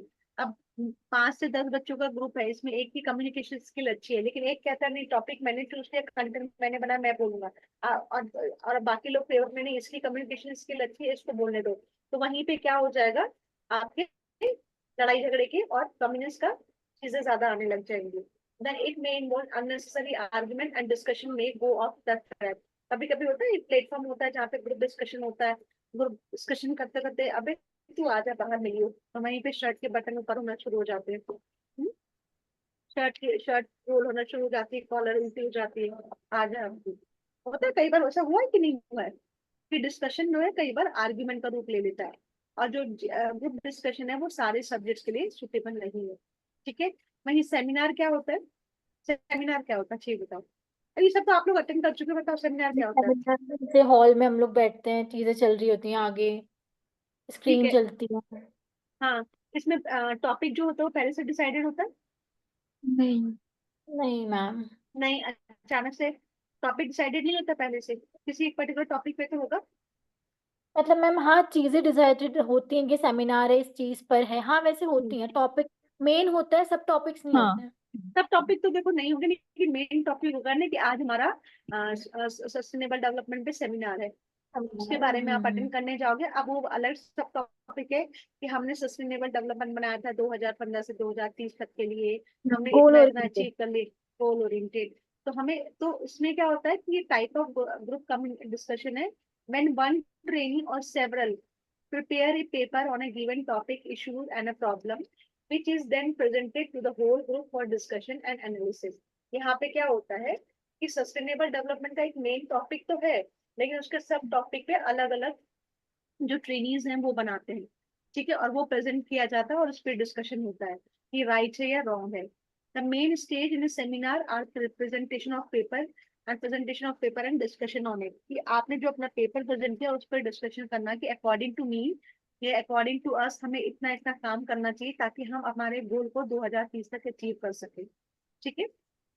And seminar can be bigger one else also, बड़ा भी हो सकता है seminar. एक seminar को attend करने के लिए 100 लोग एक साथ आ सकते हैं, आ आराम सकते से हैं मैम, कि नहीं आ ज्यादा। सकते। ठीक है, उससे ज्यादा। एडवांटेज क्या होगा, this method give more independence which lead to the development of the presentation and skill of the participants, या आप अपनी अपनी स्किल्स को वहां पे प्रेजेंट कर सकते हो। It provide opportunity for the trainee to prepare and contribute to particular topic thoroughly. अगर जो trainee appoint किया गया है कि आप इस particular चीज को बनाओ, तो पूरा का पूरा उस particular topic पे thoroughly लिख सकता है, opportunity मिलती है उसको, ठीक है. Then it provide opportunity to the trainees towards the practical group leadership and allow them to use analytical skills, research on conclusion and solve the problem. इसमें क्या है कि जब आप किसी एक पर्टिकुलर टॉपिक पे बनाते हो सेमिनार के लिए, तो टॉपिक आप चूज करते हो, तो जो ट्रेनी उसको बनाता है, तो वो ट्रेनी के पास ये अपॉर्चुनिटी दी जाती है कि आपने जो भी रिसर्च किया है, जो भी कंक्लूजन लाया हो, जो भी प्रॉब्लम सॉल्व की है, वो उन सारी चीजों को आप इसमें मेंशन कर सकते हो, ठीक है. ताकि आगे जाकर के भी जो बच्चे उसको अटेंड करने जाए हैं, उनको भी पता चले कि इन चीज के लिए हमें क्या क्या प्रॉब्लम सॉल्व करनी पड़ी थी, क्या क्या रिसर्च करना पड़ा था, और ये कंक्लूजन हमारा निकला, ठीक है. आपको क्या लगता है जो सस्टेनेबल डेवलपमेंट है वो ऐसे ही बन गया? पूरे बैठे हैं ना लोग, अटेंड किया है ना सबने. देन लिमिटेशंस क्या है? एज यूजुअल हमारी आदत है नोट्स निकालने की, ये टाइम कंज्यूमिंग है and may cause stress to the participant. अगर मान लो आप 2 लोग पार्टिसिपेंट्स हैं और आपको कह दिया कि टॉपिक बनाना है, कल सेमिनार है, तो आपके पास तो लिमिटेड टाइम है, तो आपके लिए स्ट्रेसफुल रहेगा कि नहीं रहेगा? क्योंकि एक दिन में टॉपिक बनाना बड़ा ट्रिकी टास्क है, ठीक है, और टाइम भी लगता है इन चीजों में, क्योंकि कोई भी चीज आपको प्रेजेंट करनी है in front of 100 peoples 200 peoples, तो आपकी जो इन्फॉर्मेशन है वो ठोस होनी चाहिए, मतलब मजबूती होनी चाहिए, उसमें रिलायबिलिटी ज्यादा होनी चाहिए. It needs a group of trainees with fairly high level of attainments. मतलब इसमें ऐसे वैसे लोग नहीं आ सकते, इन टॉपिक्स पे जो डिस्कशंस होते हैं, जो पेपर्स बनते हैं, ऐसे वैसे लोग नहीं आएंगे, इसमें हाईली क्वालिफाइड लोग आने चाहिए, और वो क्वालिफाइड लोगों को ढूंढने में हमें टाइम लगता है, ठीक है. मैम देन पैनल खाना भी मिलता है हाँ, सेमिनार में, खाना भी मिलता है? अच्छा अच्छा. खाना भी मिलता है, अच्छा अच्छा मिलता है. पे नहीं करते आप लोग? पे तो करते होंगे, कभी तो कुछ लेते हैं. हाँ हाँ, हाँ. रजिस्ट्रेशन में. हाँ, तो और क्या चाहिए? 1000 रुपये रजिस्ट्रेशन ले लिया, 2000 लोग 200 लोग आ गए, 1000 इंटू 200 कितने हो गए 2 लाख. 2 लाख हुए ना? है, 2 लाख हुए. 2 लाख में खाना कितने का ही बनेगा? 50,000 का, 60,000 का, 60-70,000 उसको दे दिया कॉन्फ्रेंस बिजनेस वाले चल रहा को, है और जो सेमिनार. हाँ. मैम बिजनेस चल रहा है मैम, हर चीज में बिजनेस ये है. रियलिटी है, ये तो रियलिटी है ना, ये मैम रियलिटी है. आप कह नहीं सकते हो कि 100% आपको कोई पूरा रियल दे रहा है. मैम उसके पीछे उसका कुछ स्वार्थ है, गारंटेड है. और मैम 100% थोड़ा, इट्स और अ मैम बिजनेस. ऑब्वियस भी है. हाँ, हाँ दैट इज ओके. हाँ, है प्रॉब्लम मैम. वहां होती है जहाँ पे चीजें हिट. मान लो आपसे रजिस्ट्रेशन फीस ले ली 100,000 रुपए, और वहां जाके, वहां आपने कहा चलो ठीक है, वहां जाके बोला जिसको खाना खाना 100 रुपए और दो, बुफे वही. सिस्टम यूज करना 200 रुपए और दो, तो ये सोचो आपका तो ये that is a bad thing. हाँ that is a bad thing. देखो, अब हर चीज लिंक्ड तो है, एंड इसमें कोई बुराई भी नहीं है, ठीक है. हाँ. नहीं नहीं मैम वही. इसमें आप कॉन्फ्रेंस हॉल्स को जो अटेंड करते हो, वहां का एसी का 6 घंटे का खर्चा सुन देखा अभी. हाँ वही मैम, हर आप चीज वहां आप हर थोड़ी चीज ना होती है. लगाए. मैनेजमेंट चाहिए, 200 लोगों का खाना बनाने के लिए कैटरिंग चाहिए, आपको सब्जियां चाहिए, उसको प्रॉपर टाइम पे सर्व करना चाहिए, स्नैक्स के लिए चीजें चाहिए, उतने आपको बर्तन चाहिए, चेयर्स हम्म. चाहिए, सफाई चाहिए, एवरीथिंग इज देयर. लेकिन बेनिफिट तो है ही, हम सेमिनार ही बनवाएंगे, बेकार है सब, है ना. सेमिनार का तो एक कॉन्फ्रेंस हॉल ले लेंगे रेंट पे, 50-60 हजार रुपये मिल जाएगा, नहीं. लेकिन हम तो 1200-1200 रुपये रखेंगे, और फिर 200 रुपये फिर मांगिए का. अब ये देखो, ये गारंटी होती है कि बंदा अगर सुबह से बैठा है तो खाना तो खाएगा ही खाएगा, वो कहेगा 200 को छोड़ो, खाना दो पहले. हाँ. है, उस समय तक एग्जॉस्ट हो जाते हो. तो उस समय नहीं देखते ये वो. चल ये एक चालाकी वाला काम होता है. ठीक है. अब पैनल डिस्कशन क्या होता है? पैनल डिस्कशन क्या होता है बताओ, बताओ. पैनल डिस्कशन तो पता है. मैम पैनल होते तो हैं. एक पर्टिकुलर टॉपिक दिया जाता हाँ. है जिसपे आप एक्सपर्टीज आकर के आपस में डिस्कस करते हैं, वो होता है आपका पैनल डिस्कशन, ठीक है. एंड ये भी आपकी स्मॉल ग्रुप की एक्टिविटीज है. ये panel consist of a small group of 6 to 8 people. They carry on guided and informal discussion before an audience. Audience आने से पहले वो साथ में बैठते हैं. जैसे एग्जांपल है, जो हमारा इशू था, हमारा जो क्लाइमेट चेंज पे जो पैनल बना था कि भाई आके जो क्लाइमेट में चेंजेस हो रहे हैं, ग्लोबल वार्मिंग बढ़ रही है, तो हमें क्या करना है, तो वो सब पैनल ने आपस में डिस्कस किया, and they came into the conclusion that it's better that we all world will all world would take the responsibility to remove to reduce the emission of the carbon को reduce करो, तब जाके हमारा जो global warming का है जो वो काम ठीक होगा। तो ये सब इन्होंने डिस्कशन किया। Then they have present the same thing in front of the public, in front of the whole country, and still we are working on that. तो जो अंदर डिस्कशन हुआ that is your panel discussion, ठीक है। For example, a panel discussion takes place on the issue of climate change. The leader must in addition take special care to select the panel member who can think and speak effectively. इसमें भी आपको पढ़े लिखे और जानकार लोग चाहिए, ऐसे वैसे लोग नहीं आ सकते, ठीक है। he must be sure that they prepare themselves to discuss the subject। अब इसके एडवांटेजेस क्या है? Panel discussion if well conducted are usually more interesting to the audience than the single forum usually on socially relevant issues। ये generally जो panel discussion होता है वो जो सोशल रिलेवेंट इश्यूज होते हैं, जैसे क्लाइमेट चेंज होता है, वो पूरी सोसाइटी को हैम्पर कर रहा है।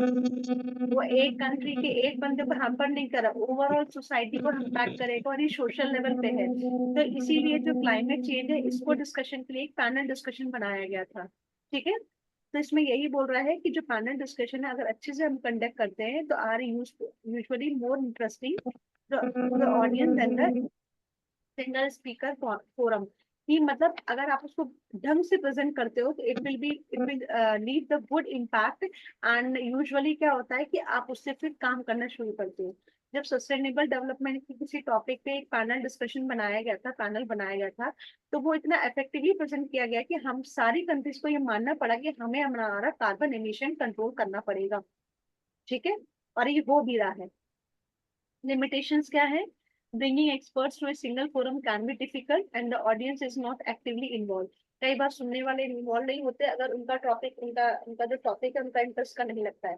और इसमें हर एक टॉपिक को, जैसे क्लाइमेट चेंज एक अपने आप में टॉपिक है, लेकिन क्लाइमेट चेंज के लिए हमें क्या क्या काम करना है, कौन कौन से ऐसे फैक्टर्स हैं जो क्लाइमेट के इम्पैक्ट डाल रहे हैं, और कौन कौन से ऐसे ये उनमें हमें काम करना पड़ेगा जिससे हमारा कार्बन एमिशन कंट्रोल में रहे।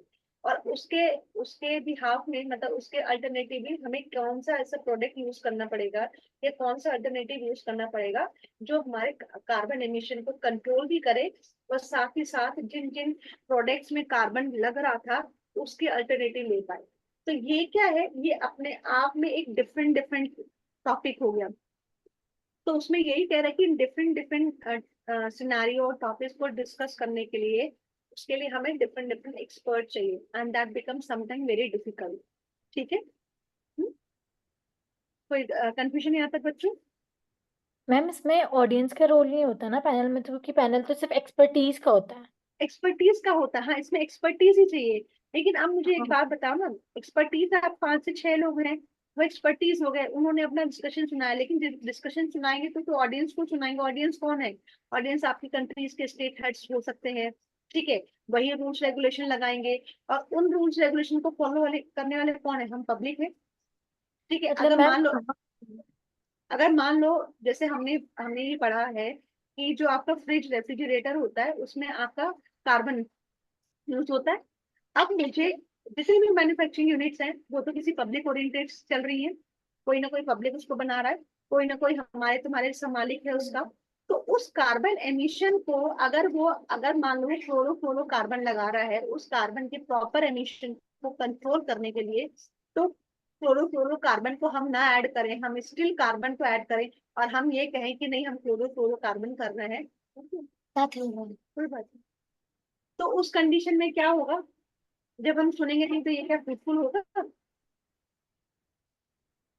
नहीं होगा ना। ये तो सबको पता है, आप लोग साइंस के बच्चों, आपको पता है हमने कार्बन की जगह पे गया क्लोरो कार्बन लाए हैं, फिर और हम धीरे धीरे हम कह रहे नहीं ये तो और भी उससे भी खतरनाक है, फिर हम कुछ और कार्बन लेके आ रहे कि नहीं आ रही, हम पूरा डिटेल उसमें पढ़ेंगे।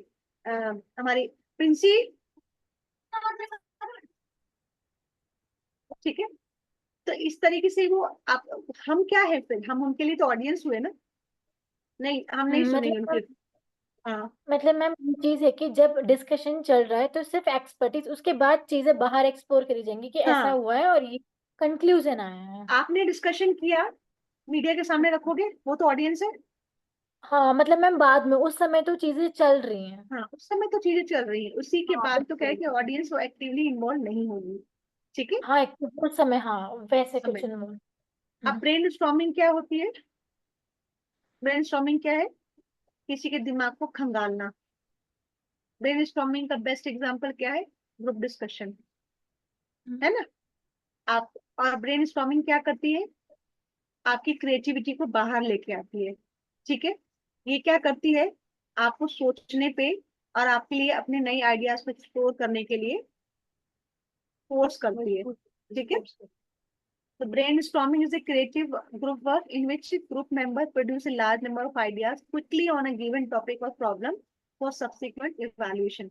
अचानक से मान लो ग्रुप ऑफ लोग बात कर रहे हैं, बैठे हैं, खड़े हैं, जो भी है, आग लग गई, एंड जब तक फायर ब्रिगेड आए आए कितना नुकसान होगा। तो what everybody will do, they everybody start taking the water, जहां से भी आ सकता है, या फिर कंबल डाल डाल देंगे, या आसपास के पत्ते डाल देंगे। तो ये क्या हुई? ये आपका एक ग्रुप वर्क भी हुआ, लेकिन आपने क्रिएटिव वे से ज्यादा नुकसान होने से चीजों को बचा दिया। ठीक है। हालांकि देखो एग्जांपल्स में कुछ आप लोगों को ऐसे देती हूँ कि आप लोगों को चीजें समझ में आए। दो, आपका ब्रेनस्टॉर्मिंग का एग्जांपल कुछ आपका सब्जेक्ट ओरिएंटेड भी हो सकता है, ग्लोबल वार्मिंग के बेस पे हो जाएगा, आपके इकोसिस्टम के बेस पे हो सकता है, आपके बायोस्फीयर पे हो सकता है, हमें कैसे करना है, कैसे चीजों को रिड्यूस करना है। ठीक है। तो sometimes quantity of ideas is more important then the quality. बहुत सारे आइडियाज होंगे तो उनमें से एक ना एक बेस्ट आइडिया आ जाएगा। जैसे कहते हैं ना, मम्मी कभी घर पे हो आप, अम्मा आज कुछ अच्छा बना दो, क्या खाना है? अच्छा ये बना दे, नहीं ये बना दे, नहीं ये बना दे, नहीं, फिर लास्ट में यही बोला जाता है कि भाड़ में जाओ, या फिर एक ऐसा वर्ड बोला जाता है, मैं रिकॉर्डिंग बंद करके बोलूंगी, जो मैं यूज करती हूँ। ठीक है। अब मुझे लगता है समझ ही गए हो तुम लोग। है, समझ ही गए लगता है, शिवानी है ना, शायद इसने भी सुना है काफी मम्मी से।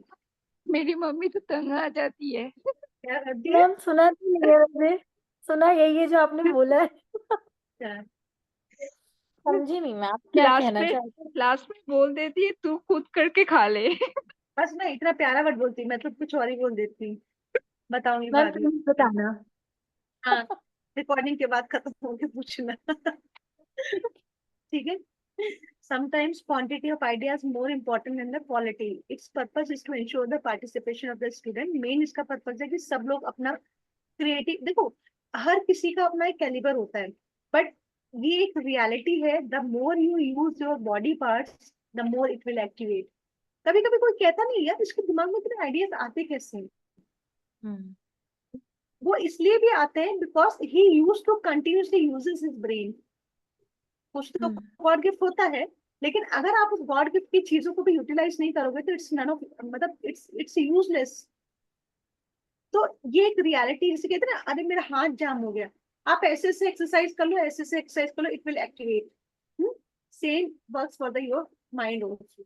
The more you use your brain the more it will activate, the more your nervous system will work, and more sensation जाएगा, मोर सर्कुलेशन जाएगा, your brain will be healthy.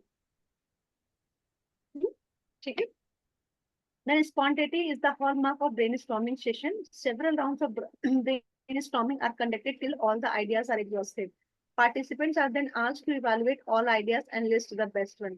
खूब सारे आइडियाज रखे गए, उसमें से जो बेस्ट वन हुआ उस पर हमने काम किया। एडवांटेज क्या होगा? एनकरेज करता है क्रिएटिविटी को, that helps trainer to produce, think and explore ideas. Scope for the larger participation. अब 20 लोग हैं, 25 लोग हैं, हम ये कहेंगे यार हमें ना दुर्गा पूजा का इवेंट ऑर्गेनाइज करना है।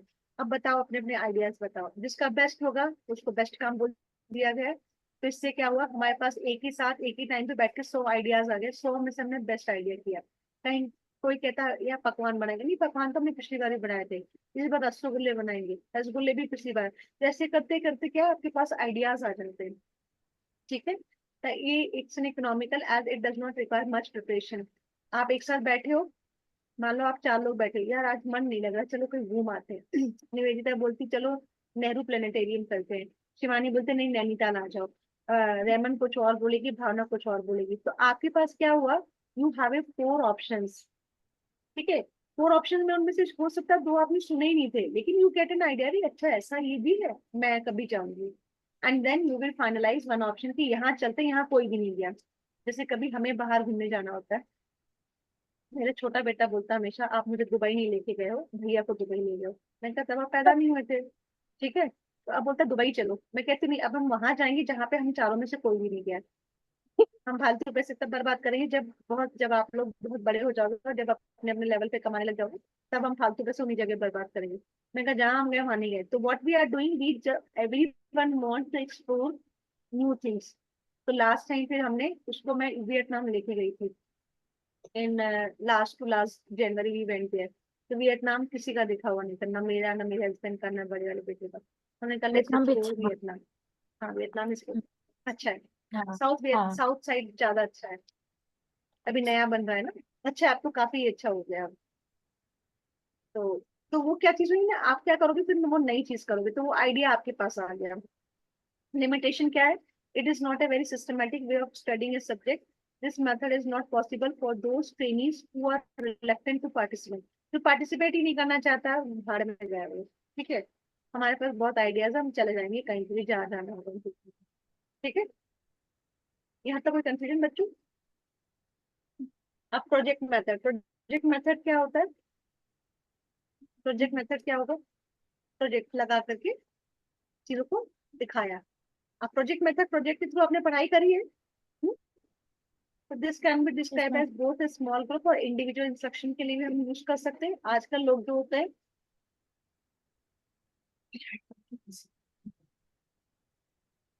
ठीक है, आजकल ये देखोगे जो होम ट्यूशंस लेते हैं वो लोग भी अपने घरों में प्रॉपर व्हाइट बोर्ड लगा चुके हैं, या एक बार स्पेंड करके प्रोजेक्शन लगा देते हैं कि आप ये होमवर्क कर लो, ये कर लो। तो प्रोजेक्ट मेथड हम स्मॉल ग्रुप के लिए भी यूज कर सकते हैं, इंडिविजुअलाइज इंस्ट्रक्शंस के लिए भी कर सकते हैं। In this method the students are allowed to explore and experience the environment through their senses and their own learning by the individual interest. Very little is taught from the textbook, and the emphasis is on the experiential learning rather than the rote learning and memorization. ठीक है? A project method classroom focus on democracy and collaboration to solve purposeful problems. आप जब class में होते हो, projection चला है कभी क्लासरूम में, या कभी आप कॉन्फ्रेंसेस घूमने गए हो, वहां पे प्रोजेक्शन के थ्रू चीजें दिखाते हैं? Yes ma'am. तो वो क्या करते हैं? तो वो क्या होता है, वो आपको एक पर्टिकुलर चीज के बारे में एक्सपीरियंस दे रहे हैं। इसीलिए इसको कहते हैं एक्सपेरियंशियल लर्निंग, कि आपको प्रॉपर एक्सपीरियंस भी दे रहे हैं और प्लस आपको प्रैक्टिकलिटी भी सिखाते हैं। क्योंकि उसमें आपने प्रोजेक्ट मेथड के थ्रू कोई वीडियो लगा दी कि ठीक है, जैसे सपोज करो आप अगर कभी ध्यान होगा आपको, तो जब आपके स्कूल में, आपके घर में छोटे बच्चे हैं, तो जब उनका फर्स्ट टाइम वो क्लास होती है ना, क्या बोलते हैं उसको, ओरिएंटेशन डे होता है, चाहे आपका हो, किसी ऑफिस में जा रहे हो या कॉलेज में जा रहे हो, तो उस ओरिएंटेशन डे पे आपको क्या किया जाता है, सारी चीजों के बारे में बताया जाता है, एक्सप्लोर किया जाता है कि हमारे स्कूल ने कहाँ से काम किया, हमारे कॉलेज ने किस लेवल से काम किया, पहले ये बिल्डिंग थी, फिर ये बनी, फिर ये बनी, फिर इतनी क्लासरूम, फिर इतनी क्लासरूम। तो प्रोजेक्ट मेथड के थ्रू क्या हुआ, आपको एक पर्टिकुलर चीज के बारे में प्रॉपर नॉलेज हो गया। ठीक है, देन एडवांटेज क्या है? Students are likely to develop the habit of critical thinking. इससे क्या होगा कि जब आप चीजें करते हो तो आपके दिमाग में कहीं ना कहीं उसका एक पिक्चराइजेशन बनता है, और आप उसको आने वाले चीजों में यूज करते हो, क्रिटिकल थिंकिंग बढ़ती है। अच्छा, ये स्कूल पहले ऐसा था, अब तो देखो लगता ही नहीं है ना। ये जैसे कभी कभी ऐसा नहीं होता कि एक स्टूडेंट आपका, एक कोई फ्रेंड है, इंडिया से यूएस गया पढ़ने, व्हेन ही केम बैक, यार तो कैसी थी, झिल्ली सी थी, अब कितनी अच्छी हो गई है ना? ये ये ये आपस में या फिर अगर बहुत अच्छे फ्रेंड तो आप तो बोल भी देंगे, ये तो झिल्ली जैसी लगती थी, अब कैसे लग रही है? एक वरना होता है मैम ना। आगे तो यही बोल के आता है, वरना मैम आगे तारीफ ही होती, पीछे बुला रही है तो ऐसे तैसे। हाँ, तो ऐसी थी, अब तो ऐसी हो गई है। और कई लोग ऐसे बोलते हैं, तू पहले से पहले भी ऐसी थी और अभी भी ऐसी है। दो हाँ स्टेप है ना, वो ऐसे ही होता है। तो क्या होता है कि आपका क्रिटिकल थिंकिंग का लेवल को डेवलप करता है, आप चीजों को ज्यादा जानकारी लेते हो। They develop the habit of working in team also. कि मान लो आप ग्रुप में बैठे हो, आप उस प्रोजेक्ट मेथड के थ्रू चीजों को लर्न कर रहे हो, आपको लगता है यार ये कितना अच्छा है, इफेक्टिव है। और मान लो वहीं डिस्कशन करते करते चार लोग एक ही टॉपिक पे डिस्कस कर रहे हो, और आप लोग कहते हो चलो let's start one drive, every day we will plant one tree, and everybody, if you are in a group, 3 to 4 people है, आपने ड्राइव शुरू करी प्लांटेशन करना है, आप सोचो डेली प्लांटेशन किया, आपके 6 मंथ में इतने प्लांटेशन हो गए कि आपको अवार्ड के लिए सम्मानित कर दिया गया। ठीक है, तो एक ही एग्जांपल समझा रही कि ऐसे आपको क्या होता है, टीम में काम करने की हैबिट भी डेवलप होती है। लिमिटेशंस क्या होंगे, कंटिन्यूस मॉनिटरिंग में भी रिक्वायर्ड एंड एडिशनल सोर्स में भी रिक्वायर्ड, कि आपको कंटिन्यूसली एक तो प्रोजेक्ट मेथड में आप जो लर्न कर रहे हो और जिस चीज पे काम कर रहे हो उसके लिए भी आपको कंटिन्यूस मॉनिटरिंग इंपॉर्टेंट है। प्लस जब आप प्रोजेक्शन मेथड के थ्रू लर्निंग करा रहे हो तो प्रोजेक्ट ढंग का काम कर रहा है या नहीं कर रहा है उसके लिए भी मॉनिटरिंग रिक्वायर्ड है। ठीक है, और लिमिटेशन क्या है कि प्रोजेक्ट मेथड के लिए आपका क्लासरूम इस तरीके से डिजाइन होना चाहिए, आपके पास प्रॉपर प्रोजेक्टर होना चाहिए, आपके नेट कनेक्टिविटी अच्छी होनी चाहिए, प्रोजेक्ट को रिफ्लेक्शन देने वाला प्रॉपर बोर्ड अच्छा होना चाहिए। अगर वो सब चीजें नहीं होती हैं तो आपका प्रोजेक्शन मेथड के थ्रू टीचिंग जो होती है वो प्रॉपर नहीं हो पाती है। ठीक है, then role playing, role playing क्या होता है, हाँ, दूसरे के जूते में अपना पैर डाल देना, है ना, आज गांधी जी है, बन जाओ गांधी जी। हम्म। हम्म, कि यस रियल मैम। लाइफ अपने आप को उन्हीं उसी तरीके से डाल देना जैसे वो था। हम कहते हैं ना, my role model is my father, so what we are doing start doing all the things which my father is doing, we are talking, और ये ऑटोमेटिकली हो भी जाता है। बट जनरली अगर हम टीचिंग लेवल पे देखेंगे तो अगर कोई टीचिंग करनी है तो आप क्या करते हो, कोई ना कोई वो जो नाटक नहीं होते जो ये आपके एनुअल फंक्शंस में भी कई बार आते हैं, तो रोल प्ले का कठपुतली मतलब, वाली। हाँ, हाँ, हम कठपुतली वाली। नहीं नहीं नहीं, ये वो नहीं है, ये आप लोग किसी और का रोल प्ले कर रहे हो। अच्छा जैसे अच्छा, आज हाँ हाँ। जैसे आज गांधी जी है, गांधी जी के बारे में एक पूरी उनकी टिप्पणी की एक रोल प्ले हो गया, ठीक है, स्टेज पे हम्म। कोई गांधी जी बना, कोई उनके साथ के लोग जो थे उस समय मूवमेंट चल रहा था उसके साथ आया, उनका पूरा पिक्चराइजेशन हुआ, तो ऑटोमेटिकली क्या हुआ, उनमें से कुछ ऐसे फैक्ट्स निकल के बाहर आए जो आपको पता नहीं थे, तो आपको क्या हुआ, नॉलेज आया उस चीज का। तो role playing has been used effectively by many teachers to help solve classroom interpersonal problems also, क्योंकि जब आप सब लोग काम करते हो ना, जैसे मान लो एक टीचर्स डे आया, ठीक है, टीचर्स डे आया और टीचर ने कहा कि इस टीचर्स डे पे आपकी क्लास जो है will play the role of teachers and everyone has to do the role of different different teachers. No doubt उस आपस में कितनी भी मारा काटी हो रही होगी, लेकिन उस टीचर का रोल प्ले करने के लिए आप लोग एक हो ही जाओगे। ठीक है, और गलती से अगर किसी मैडम के पास चले गए जो तेज है ना, एक चटाका रखेगी ना, बोलेगी अब मेरे पास मत आना, जाके टीचर बन के आना। तो इससे क्या हुआ कि आपकी मजबूरी बन गई इंटरपर्सनल रिलेशनशिप को एक प्रॉपर कैरी करने में। तो जो इंटरपर्सनल क्लासरूम्स की जो प्रॉब्लम होती है ना, जैसे मेरा बड़ा वाला बेटा बोलता है, मम्मा ये आरव से ना मेरी पटती ही नहीं है, उसको पता है कि मेरी उसके साथ नहीं जमती, फिर भी वो मुझे आके चढ़ाता है। मैं कहा इसलिए तो चढ़ाता है वो आपको, हाँ क्योंकि वो मैम जान, वही। मैं कहा वो इसीलिए आपको बुली करता है क्योंकि आपको उसको पता है। मैं किसी और दिन मैम मार दूंगा हमको मैडम, मम्मा मैं किसी और दिन मार दूंगा उसको। फिर कल आके और बोलता है आप उसकी मम्मी को फोन करो। मैंने कहा देख ऐसा है, मैं किसी की मम्मी को फोन नहीं करूंगी, या तो ऐसा एक दिन पीट के आ जाइयो कि मेरे पास स्कूल से फोन आ जाए और मैं वहीं पे निपट लूंगी फिर। मैं कहा या तो पीट के आ जाना, तो वैसे तो अगर तुम्हारी मैडम कोई बात नहीं सुनती तो पीट के आओगे तो फोन तो आएगा ही मेरे पास, बाकी फिर मैं निपट लूंगी। और इसने एक बार ऐसा किया भी। इसकी टीचर्स, एक्चुअली टीचर्स के पास भी ना बहुत स्टूडेंट्स होते हैं, किस किस की बातें सुने बेचारी वो भी। हम्म। तो एक आधी 5 जुलाई को स्कूल खुला और मेरे पास कंप्लेन आ गई, 2 जुलाई को मुझे विजिट करने जाना पड़ा इसका स्कूल। तो बोला कि इसने इसको बच्चे को मार दिया। तो मैंने कहा मैम ये तो कहता आप सुनते नहीं हो। तो मैंने कहा मैम आपको ये चीज ध्यान रखनी है ना कि अगर बच्चा बता रहा है तो आप उसको सुनो। मैंने कहा सिंपल, इस बार मीटिंग में भी बोला मैम, मैंने कहा मैम अगर एक बच्चे को कोई इतना बुली करेगा तो definitely they are the growing student, तो फिर मार मुझ हम्म। देंगे फिर क्या फायदा। तो उस दिन मेरे को बोलता है इसकी मम्मी को फोन करो। मैंने कहा मैं नहीं करूंगी, या तो तू एक दिन पीट आई हूँ। पीट के। फिर मैं घर वापस आई, मम्मा आप ही ने तो कहा था कि एक दिन मार आना, तो मैडम अपने आप बुलाई। लो। मैंने कहा मेरे सामने तो बोल दी, मैडम के सामने मत बोलियो। हाँ कि मम्मी ने कहा था पीटाने। और मैं तो बोली सच में अगर इसने पीटाने। बता भी देता ना तो मैं बोल भी देती कि मैम वैसे तो आप सुनते नहीं हो, ऐसा तो कंटिन्यूसली वी सुनोगे। आर गिविंग यू, तो बोल भी देती, मुझे कोई ज्यादा फर्क नहीं पड़ता। व्हेन आई एम राइट तो I am right, no matter. कोई फर्क नहीं पड़ता who is standing in front of me. नहीं नहीं मैम, अगर अपना बच्चा वो सही है ना तो बच्चे को सपोर्ट करना चाहिए, हमेशा टीचर के पक्ष में ही नहीं जाना चाहिए। मेरा बच्चा अगर गलत भी हो ना तभी मैं किसी टीचर के सामने उसको कुछ ना कहूँ। हाँ मैम, ये चीज पीठ पीछे कहो, क्योंकि बच्चे की भी ना एक हाँ वो होती है in at a front of time. Anyone मैं कभी हाँ अपने बच्चे की बुराई तो कभी ना करूँ। हाँ दिल मैम, ही पैदा नहीं होता। हाँ मैम, चाहे अकेले में चूट दो, तूने गलत करा। अकेले में तो उसको इतना मारू ना मैं, बंद कर दूं 4 दिन के लिए बाथरूम में तो चलेगा, लेकिन मैं किसी तीसरे के सामने कभी नहीं बोलूंगी उसको कि why you did this, you are हाँ नॉट नहीं नहीं सपोज। हाँ, इस समय तो पूरी बस इज्जत करनी चाहिए। देखा, सही है ना। रोल प्ले करते हैं अब हम लोग, चलो आ जाओ। Then role playing has also been used to facilitate a subject matter learning through the dramatization of literacy and historical current. मतलब आप ड्रामा जो है किसी भी चीज पे प्ले कर सकते हैं, ठीक है। And in all these uses role playing provide the student with dramatic concentration and clarification. और जो चीज आपको नहीं पता होती है उसके बारे में भी आप चीजों को सीख लेते हो, ठीक है। इसके एडवांटेजेस क्या क्या हो जाएंगे, आप रियल लाइफ सिचुएशन के साथ चीजों को देखना शुरू कर देते हो कि अच्छा ये आप, जब आप खुद टीचर बनते हो ना तब आपको रियलाइज होता है कि वाकई में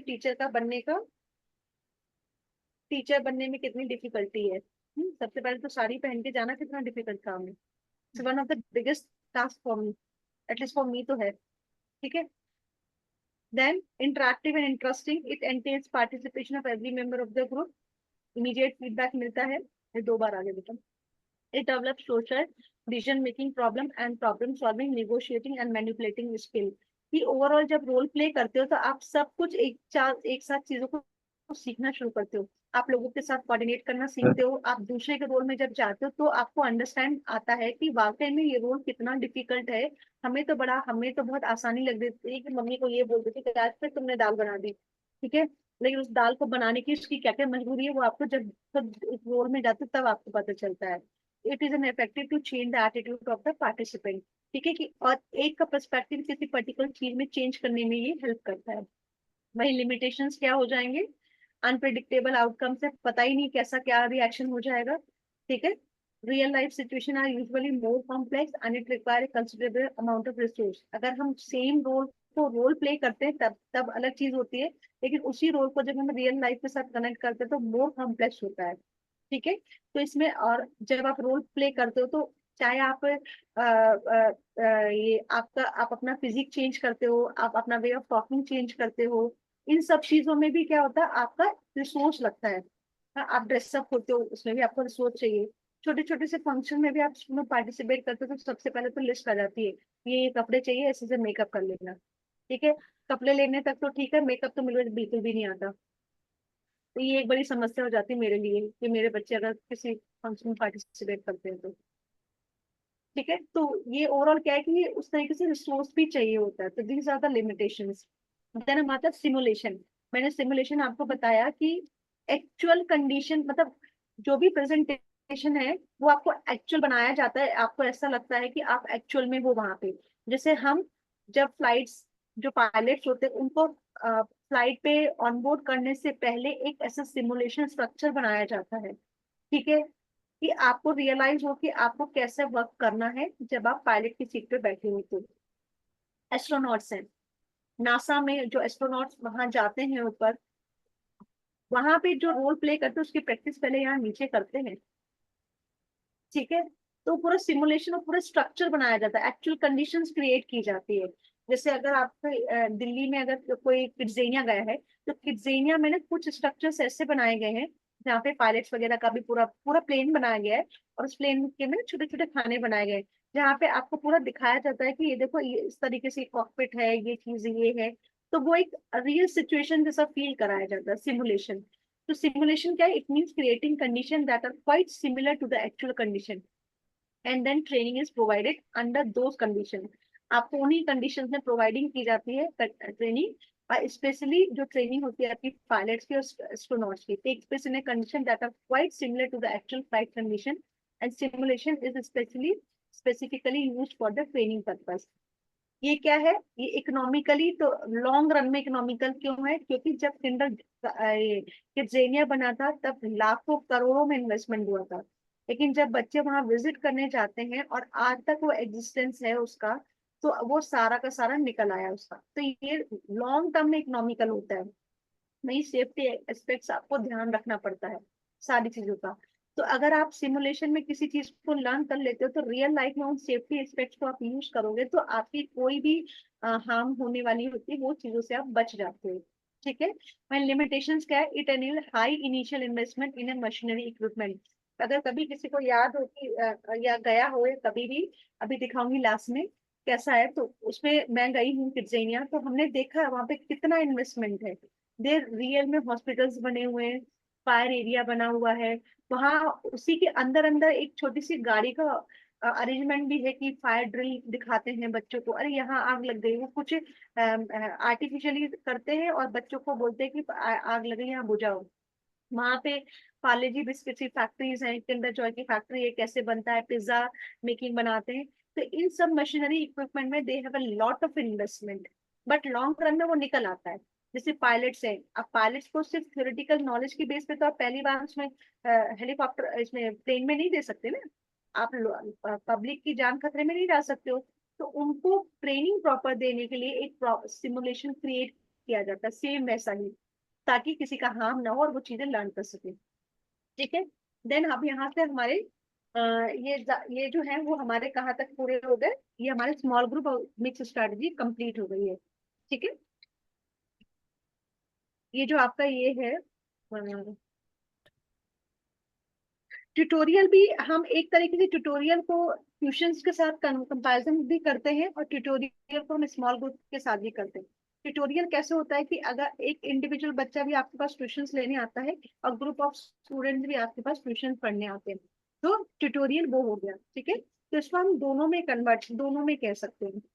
It is a method employed for teaching small group, for developing skills for solving numerical problems, providing individual guidance and sorting personal problems. It is appropriate of taking care of individual differences and guiding the student as per their needs, mastery, learning, comprehending concept, principles, their application and remedial exercise. अब इसको हम दोनों में क्यों ध्यान देते हैं? क्योंकि जैसे मैंने आपको बताया कि अगर आप एक स्पेसिफिक स्टूडेंट है, सेम ग्रुप के हैं, सेम प्रॉब्लम के हैं, तो आप क्या करोगे, उनकी प्रॉब्लम को सॉल्व करोगे with the help of teaching और with the help of giving the guidance. ठीक है। वहीं अगर सेम प्रॉब्लम का बंदा आपका इंडिविजुअल पढ़ना चाहता है, तो वो आपको इंडिविजुअलाइजेशन भी हो जाएगा। ठीक है। इसके एडवांटेज क्या होते हैं? इसका एडवांटेज ये है कि जब आप एक छोटे से ग्रुप को एक पर्टिकुलर प्रॉब्लम से, एक पर्टिकुलर टॉपिक पे फोकस कराते हो, तो उसका अटेंशन ज्यादा ध्यान देना पड़ता है, तो उसका उस पर्टिकुलर सब्जेक्ट पे थोड़ा ध्यान ज्यादा जाता है, उस पर्टिकुलर टॉपिक पे आपके आइडियाज ज्यादा जनरेट होते हैं, and better control over pace of learning and the teaching process. कभी कभी ऐसा होता है कि आप जब बहुत सारे ग्रुप के बच्चों को पढ़ा रहे हो, तो आप सबकी प्रॉब्लम्स एक साथ सॉल्व नहीं हो पाती हैं। But if you are teaching in a small small group, तो within limited time span of time आप उनकी क्वेरीज को सॉर्ट आउट कर सकते हो, जिसकी वजह से उनका लर्निंग प्रोसेस जो होता है वो अच्छा हो जाता है। ठीक है। My limitations क्या होंगे? It is a difficult to find a suitable place if the trainees vary greatly in ability. अब मान लो एक बच्चे के लिए 5 ट्रेनर चाहिए अलग अलग सब्जेक्ट के लिए। देखो, जब आप बड़ी क्लासेस में आ जाते हो, तो कभी कभी क्या होता है, हिस्ट्री के अलग सब्जेक्ट अलग टीचर आप लगाते हो, साइकोलॉजी के अलग लगाते हो, इकोनॉमिक्स के अलग लगाते हो। तो एक 24 घंटे के अंदर, जिसमें से आपको 8 घंटा सोना है, 4 घंटे आपको फ्रेश होना है और 6 घंटे आपको कॉलेज जाना है, तो उस 3-4 घंटे में आप कितनी ट्यूशंस लगा पाओगे, कितने ट्यूटोरियल कितने लोगों को लेके आ पाओगे? तो और कई बार डिफिकल्टी भी हो जाती है ऐसे एक प्रॉपर में। जैसे मेरी एक योगा क्लाइंट की स्टूडेंट थी, कॉलेज में थी, उसको साइकोलॉजी का होम ट्यूशन चाहिए थे, and she is not able to find the good psychology teacher for her studies. ठीक है। तो वो डिफिकल्टी यहाँ पे इसको प्रॉब्लम फेस हुई। Then it can be time consuming. एक पर्सन के लिए स्मॉल ग्रुप में पढ़ाना, वही सेम चीज को लार्ज ग्रुप में पढ़ाना, टाइम वैरी करेगा कि नहीं करेगा? ठीक है। देन डिमॉन्स्ट्रेशन मेथड का मतलब क्या होता है कि आप चीजों को प्रैक्टिकल वे में करके दिखाते हो, based on the principle of learning by doing, कि काम करते जाओ, चीजों सीखते जाओ, जिसको हम किसने वो किया था, किंडरगार्टन किसने स्टार्ट किया था? भूल गए हो सब है? Kindergarten learning by doing, kindergarten ने ही तो करी थी। Learning from concrete to abstract, it means to show, demonstration मतलब शो करके दिखाना। इससे क्या होगा, आपका कॉग्निटिव, अफेक्टिव और साइकोमोटर तीनों ऑब्जेक्टिव फॉलो होंगे। कॉग्निटिव मीन्स आपका मेंटल एबिलिटी ग्रोथ होगी। अफेक्टिव मीन्स कि आप किसी भी चीज को दिल से नहीं सोचोगे, दिमाग से भी सोचोगे। साइकोमोटर का मतलब कि आप दिमाग और हाथ दोनों यूज करोगे बनाने में। ठीक है। It can be defined as a combination of verbal explanation with a live display of using apparatus for presenting important facts, ideas and process. Demonstration से क्या होता है, कभी कभी आप वर्बल, मान लो आप थ्योरेटिकल कुछ नहीं भी समझा रहे हो, लेकिन आप प्रैक्टिकली करके दिखा रहे हो, तो बिना थ्योरेटिकल बोले हुए भी आप चीजों को समझा पा रहे हो, इंपॉर्टेंट फैक्ट्स बता पा रहे हो। ठीक है। इट में एंटेल ऑडियो वीडियो एक्सप्लेनेशन, दोनों ही इसमें कर सकते हो कि आप बोलते जाओ, open your legs, side bending, and then जैसे सपोज करो, ये आपने देखा डीडी न्यूज में एक चैनल आता है, जो बोल नहीं पाते हैं ना, जो बोल नहीं पाते उनके लिए एक्सप्रेशंस के थ्रू और हैंड मूवमेंट्स के थ्रू, तो वो क्या होता है, that is a demonstration method, कि वो डिमॉन्स्ट्रेट करते हैं, और उस डिमॉन्स्ट्रेशन के एक्सप्रेशन से जो लोग मतलब बोल नहीं, मतलब सुन नहीं पाते हैं, वो लोग समझ जाते हैं कि न्यूज क्या है। ठीक है। मैम तो आजकल वो इफेक्टिव क्रिकेट कैसे में है? भी दिखाते हैं। क्रिकेट में भी दिखाने लगे हैं? हाँ, अच्छा, कौन से चैनल पे? वो जो स्टार जो, स्पोर्ट्स होते हैं ना, अच्छा, उसमें अच्छा भी मैंने नहीं दिखाते देखा हैं। है इसमें। अच्छा, वो ध्यान नहीं दिया मैंने फिर। ठीक है। तो एडवांटेज क्या है, it is effective in explaining material, object and ideas, सारी चीजों को ये प्रॉपर एक्सप्लेन करता है। साथ ही साथ आपको एक्सपेक्ट मतलब कॉन्सेप्ट को प्रॉपर क्लैरिटी करता है, क्योंकि कभी कभी क्या होता है, थ्योरेटिकल पार्ट अगर आपको नहीं समझ में आया, और अगर आप उसको डिमॉन्स्ट्रेटिव वे में देखते हो तो आपको चीजें समझ आती है।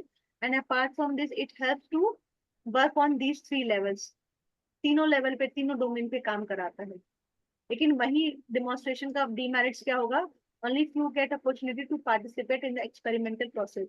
अगर एक डिमॉन्स्ट्रेशन मेथड 100 लोगों के बीच में कराया जाता है, आपने देख तो लिया, समझ तो लिया, लेकिन आपको कॉन्फिडेंस कैसे बिल्टअप होगा कि आपको समझ में आया?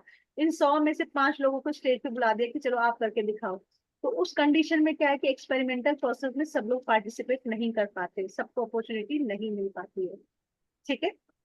तो यहाँ तक हमारा कौन से मेथड ऑफ टीचिंग में, लार्ज ग्रुप मेथड और मिक्स ग्रुप और स्मॉल ग्रुप मेथड हो गया। अब हमारा आता है इंडिविजुअल मेथड, ये भी 3-4 है, हम उसको कर लेते हैं ताकि ये टॉपिक कंप्लीट होगा।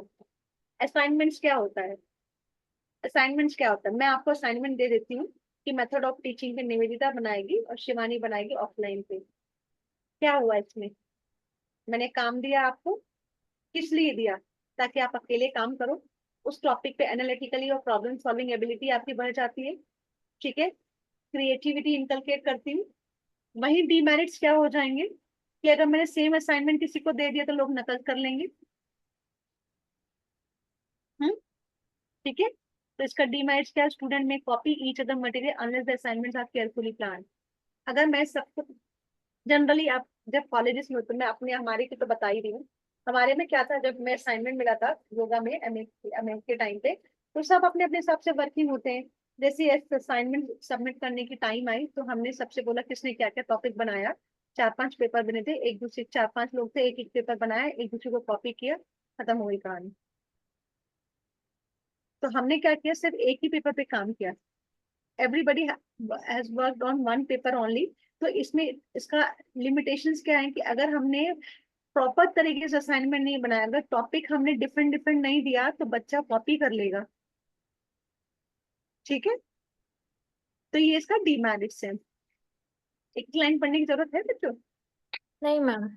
नहीं मैम। हम्म, ठीक है। केस स्टडी क्या हो गई?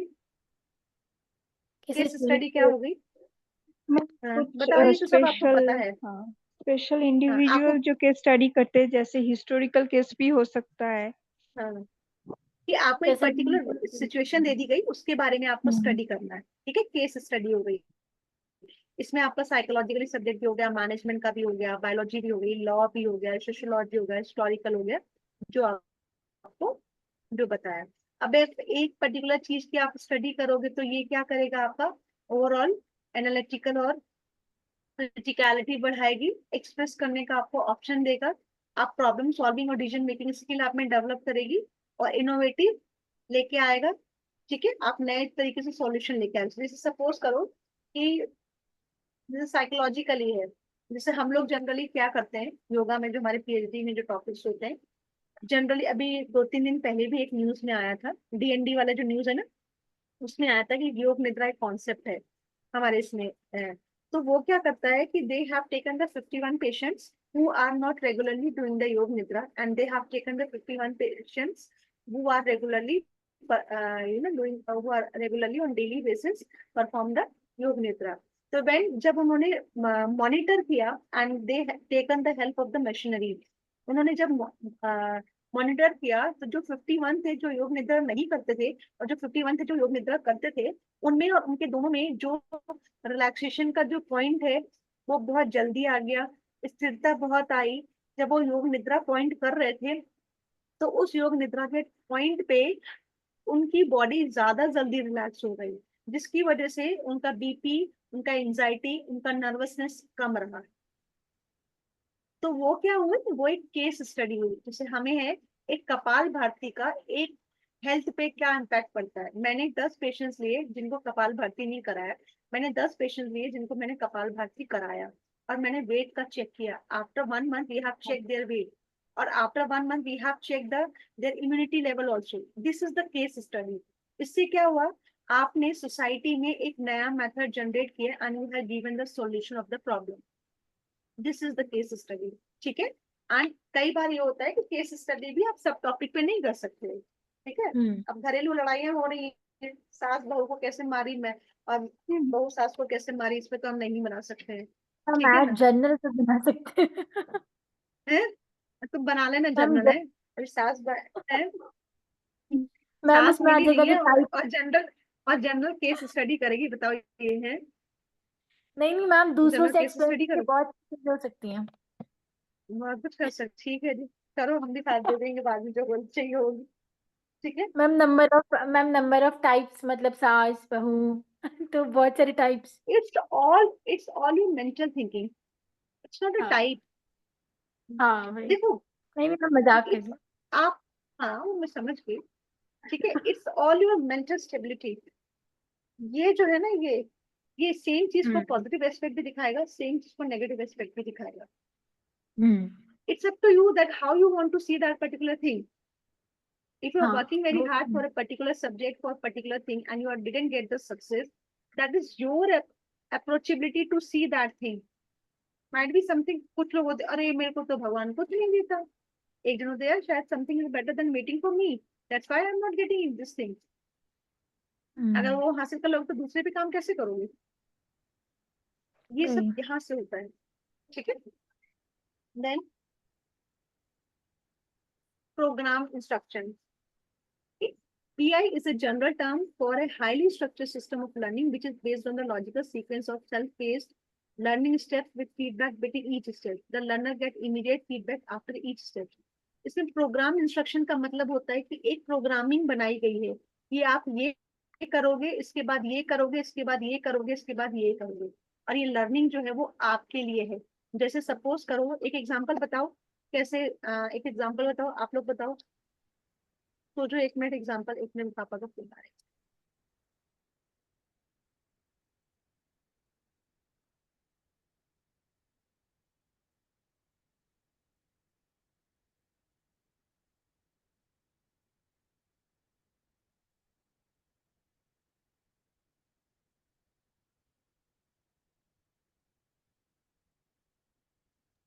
एग्जाम्पल सोचो बच्चों।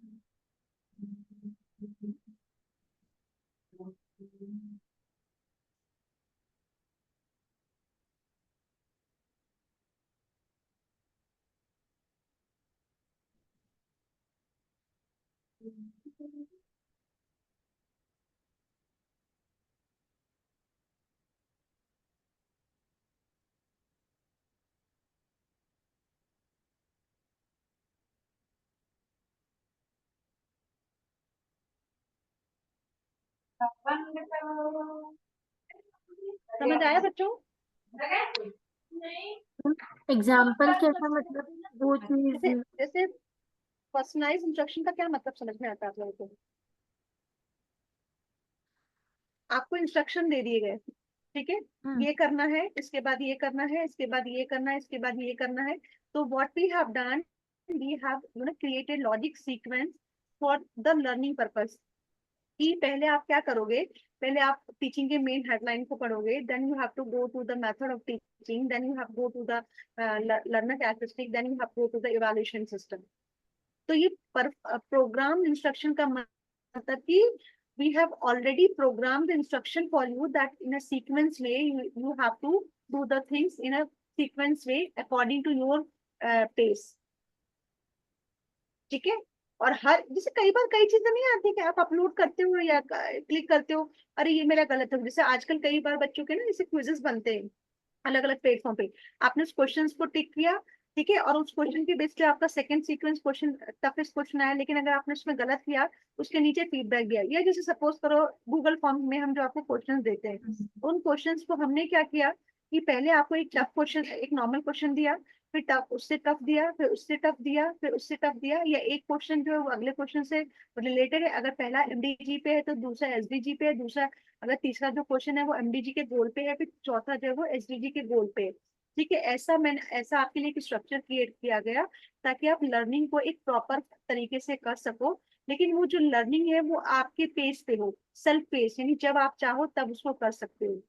और जैसे सपोज करो कि आपको क्वेश्चन दे दिया गया है या कोई भी चीज दे दी गई और आपने उस चीज को गलत किया, तो साथ में हमने उस गूगल फॉर्म में नीचे लिख दिया। कई क्वेश्चंस आपने देखे होंगे, अगर जो हमने अभी टेस्ट बनाए उसमें नीचे डिस्क्रिप्शन लिखा आया है कि नहीं आया है, कुछ क्वेश्चंस हमने बनाए हैं ऐसे। तो वो हो गया आपका स्टेप बाय स्टेप फीडबैक कि आपको आपकी लर्निंग के लिए मैंने, जैसे सपोज एक एग्जांपल है, मैंने कहा आज आपको ना ये चीजें कंप्लीट करनी है, तो we have already design a instruction program कि आपको ये चीजें आज कंप्लीट करनी है। जैसे हम अपना डेली का टारगेट नहीं बनाते, हाँ मैम वही। तो ये इंडिविजुअल बेस पे होगा कि आज मेरे को यही हाँ चीजें कंप्लीट करना है, ठीक है। और इसमें जैसे क्या मैम आपने है, मेरे को एक चीज़ बोली कि जैसे आपको आज 4 चैप्टर पढ़ने, मतलब 4 पन्ने पढ़ने हैं, और मैम हाँ आपने बोला कि पहले ये पढ़ना, फिर दैन ये, फिर ये। तो जैसे ही हमने एक पन्ना पढ़ा हाँ तो आपने उस स्टेप के बाद बोला कि क्या तुम्हें समझ नहीं आया, तो वो फीडबैक या हाँ फिर जो, या ठीक है, ये तुमने गलत करा है इसे सही करना, लाइक हाँ। अब ऐसे। जैसे ये पढ़ाने के बाद मैं आपको डेली बेस पे आपको पेज नंबर बताती हूँ ना, ये हाँ पढ़ना आपको, तो ये क्या है, ये मेरा प्रोग्राम इंस्ट्रक्शन ही एक हिसाब से कह सको कि एक एक चीजों को कराए, और एक एक चीज ऐसे देखोगे एक टाइम आएगा इस वीक के एंड तक आप पूरा फर्स्ट चैप्टर पढ़ चुके होंगे, ठीक है।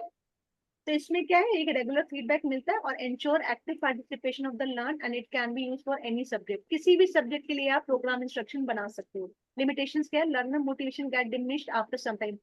कई बार होता है ना कि उसी चीज को पढ़ते पढ़ते आपका मॉरल डाउन होता है, ये सिर्फ प्रोग्राम इंस्ट्रक्शन की बात नहीं, वो वैसे भी हो जाता है, जब उनको नहीं पढ़ना होता तो मॉरल डाउन ही कर लेते हैं अपना, ठीक है। And this is your personalized system of instruction. This you have created for yourself. That program instruction is created by the teacher for your learning. That आपको ऐसे ऐसे चीजें करनी है। Then personalised system of instruction means कि that you want to complete that work and you have it created sequence for working. आप सुबह उठे, आपने सोचा मैं आधा घंटा ना ये कर लूंगा। अभी आप जैसे सपोज करो क्लास खत्म हो गई, आपने 5 मिनट्स फ्रेश हुए, हाँ आपने कहा मैं आधे घंटे में ना जो मैम ने पढ़ाया फटाफट से वो कंप्लीट कर लेता हूँ। ठीक है, फिर आपने लंच किया, फिर आप सो गए, फिर आपने कहा मैं ना पेपर 2 का जो मैम ने पढ़ा लिया था या जो मैं यूनिट जो टेस्ट होने वाला है, उसका पढ़ लेता हूँ। फिर मैम की क्लास अटेंड की, फिर आपने कहा मैम की क्लास खत्म हो गई, मैं 10 मिनट लगा करके ना ब्रेक लेकर के पहले उसको कंप्लीट कर लेता हूँ। तो वो क्या हो गया आपका पर्सनलाइज सिस्टम ऑफ इंस्ट्रक्शन की आपने अपने आप को इंस्ट्रक्शन दिया और आपने अपने से सेल्फ पेस पर चीजों को बनाया। ठीक है, तो पीएसआई एंड इसमें मास्टरी किसमें होती है, इसमें आपकी हर एक पर्टिकुलर सब्जेक्ट में मास्टरी हो जाती है। ठीक है, आप अपने हिसाब से करते हो चीजों को। इसके ये 5 एलिमेंट्स है, ये 5 एलिमेंट्स को आप ध्यान रखना कि 5 एलिमेंट्स क्या क्या है। ठीक है, मास्टर प्लानिंग, सेल्फ पेसिंग, और आपका stress on the return material, और एक है आपका प्रॉक्टर्स एंड लेक्चर्स। क्या क्या इसमें क्या समझ में नहीं आ रहा है ये पढ़ो फिर मुझे बताओ, तो उसको मैं आगे एक्सप्लेन करूँ।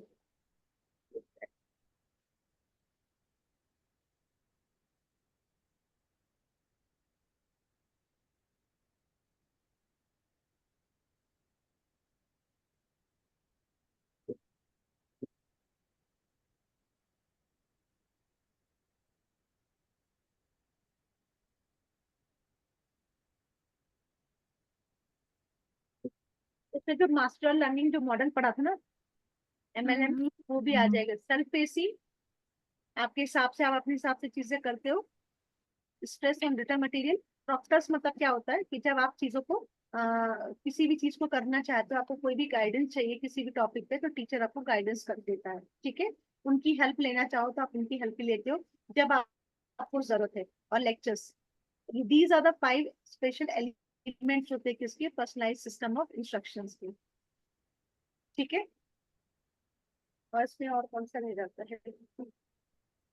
हम इसमें स्टूडेंट मतलब खुद से वो चीजें खुद ही वो करना, हाँ, मतलब डिजाइन करना और खुद ही अपने बना हिसाब रहे हैं। से। देखो, हाँ। PSI can be used for all subject matter except where the students are to select the content. It is the best suited for content that are usually conveyed through written material. Learners must achieve mastery of a series of written mastery units assisted by teachers, proctors, and enriching lectures before proceeding to the final test. तो यानी क्या होता है, ये personalise system of instruction के मतलब कि आपको चीजें दी जाती हैं कि आप ये काम करोगे, but you have to do that work according to your pace. आपको मैंने एक टॉपिक दे दिया कि आप बायोस्फीयर पे चीजें बनाओ। ठीक है, तो सबसे पहले आपने क्या किया, एमएलएम किया, मास्टरी आ गई, आपको मैंने कहा आप ये नेक्स्ट मंथ सबमिट करना। जब आपको टाइम मिला, चाहे आप 2 दिन में कंप्लीट कर लो, चाहे थोड़ा थोड़ा 10 दिन में कंप्लीट करो। रिटर्न मटेरियल पे स्ट्रेस दिया, जहां आपको समझ नहीं आया आपने हमारी हेल्प ले ली, और जहां पे आपको जरूरत हुई वहां पे आपने कहीं ना कहीं से लेक्चर्स अटेंड किए थे, उनका डेटा ले लिया। ठीक है, तो बेस किस पे, ये मास्टर लर्निंग पे and facilitate self paced learning. ये सुटेबल नहीं है उन टॉपिक्स पे जहां पे रैपिडली कोर्स कंटेंट चेंज होता है। अगर हम्म। यूजीसी नेट हर हर अगले सेशन में सिलेबस को चेंज करने लगे तो it become very difficult for the academic and for the student also to keep focus on the subject matter. ठीक है, जैसे सपोज करो सबसे रैपिडली चेंजिंग, जैसे आपका टेक्नोलॉजी है। अगर मैंने टेक्नोलॉजी का कोई जावा पे आपको एक टॉपिक दे दिया, आपने जावा पे बनाया, लेकिन आप देखोगे अगले 4 दिन बाद फिर से कोई लैंग्वेज चेंज हो गई, तो ये उन सब्जेक्ट्स के लिए नहीं है जहाँ पे आप बहुत रैपिडली कंटेंट चेंज हो रहा है। अगर ओजोन पे मैं दूंगी तो ओजोन पे कंटेंट चेंज नहीं होगा, ओजोन पे सिर्फ उसका डिप्लीटेशन अमाउंट चेंज होगा। ठीक है, जो टॉपिक है वो जल्दी जल्दी चेंज नहीं होगा। And it is not suitable for the psychomotor affective domain. ये सिर्फ आपकी कॉग्निटिव लेवल पे काम कर रहा है, साइकोमोटर पे काम नहीं कर रहा है। सॉरी, कॉग्निटिव लेवल पे काम करता है, आपको साइकोमोटर अफेक्टिव पे काम नहीं कर रहा है, सिर्फ मास्टरी लेके आ रहा है एक पर्टिकुलर चीज में और कहीं पे भी नहीं। ठीक है बच्चों, इतना वाइंड अप करते हैं। ठीक है, काफी टाइम भी हो गया है। यहाँ तक कोई कंफ्यूजन है तो मुझे बताओ। No ma'am.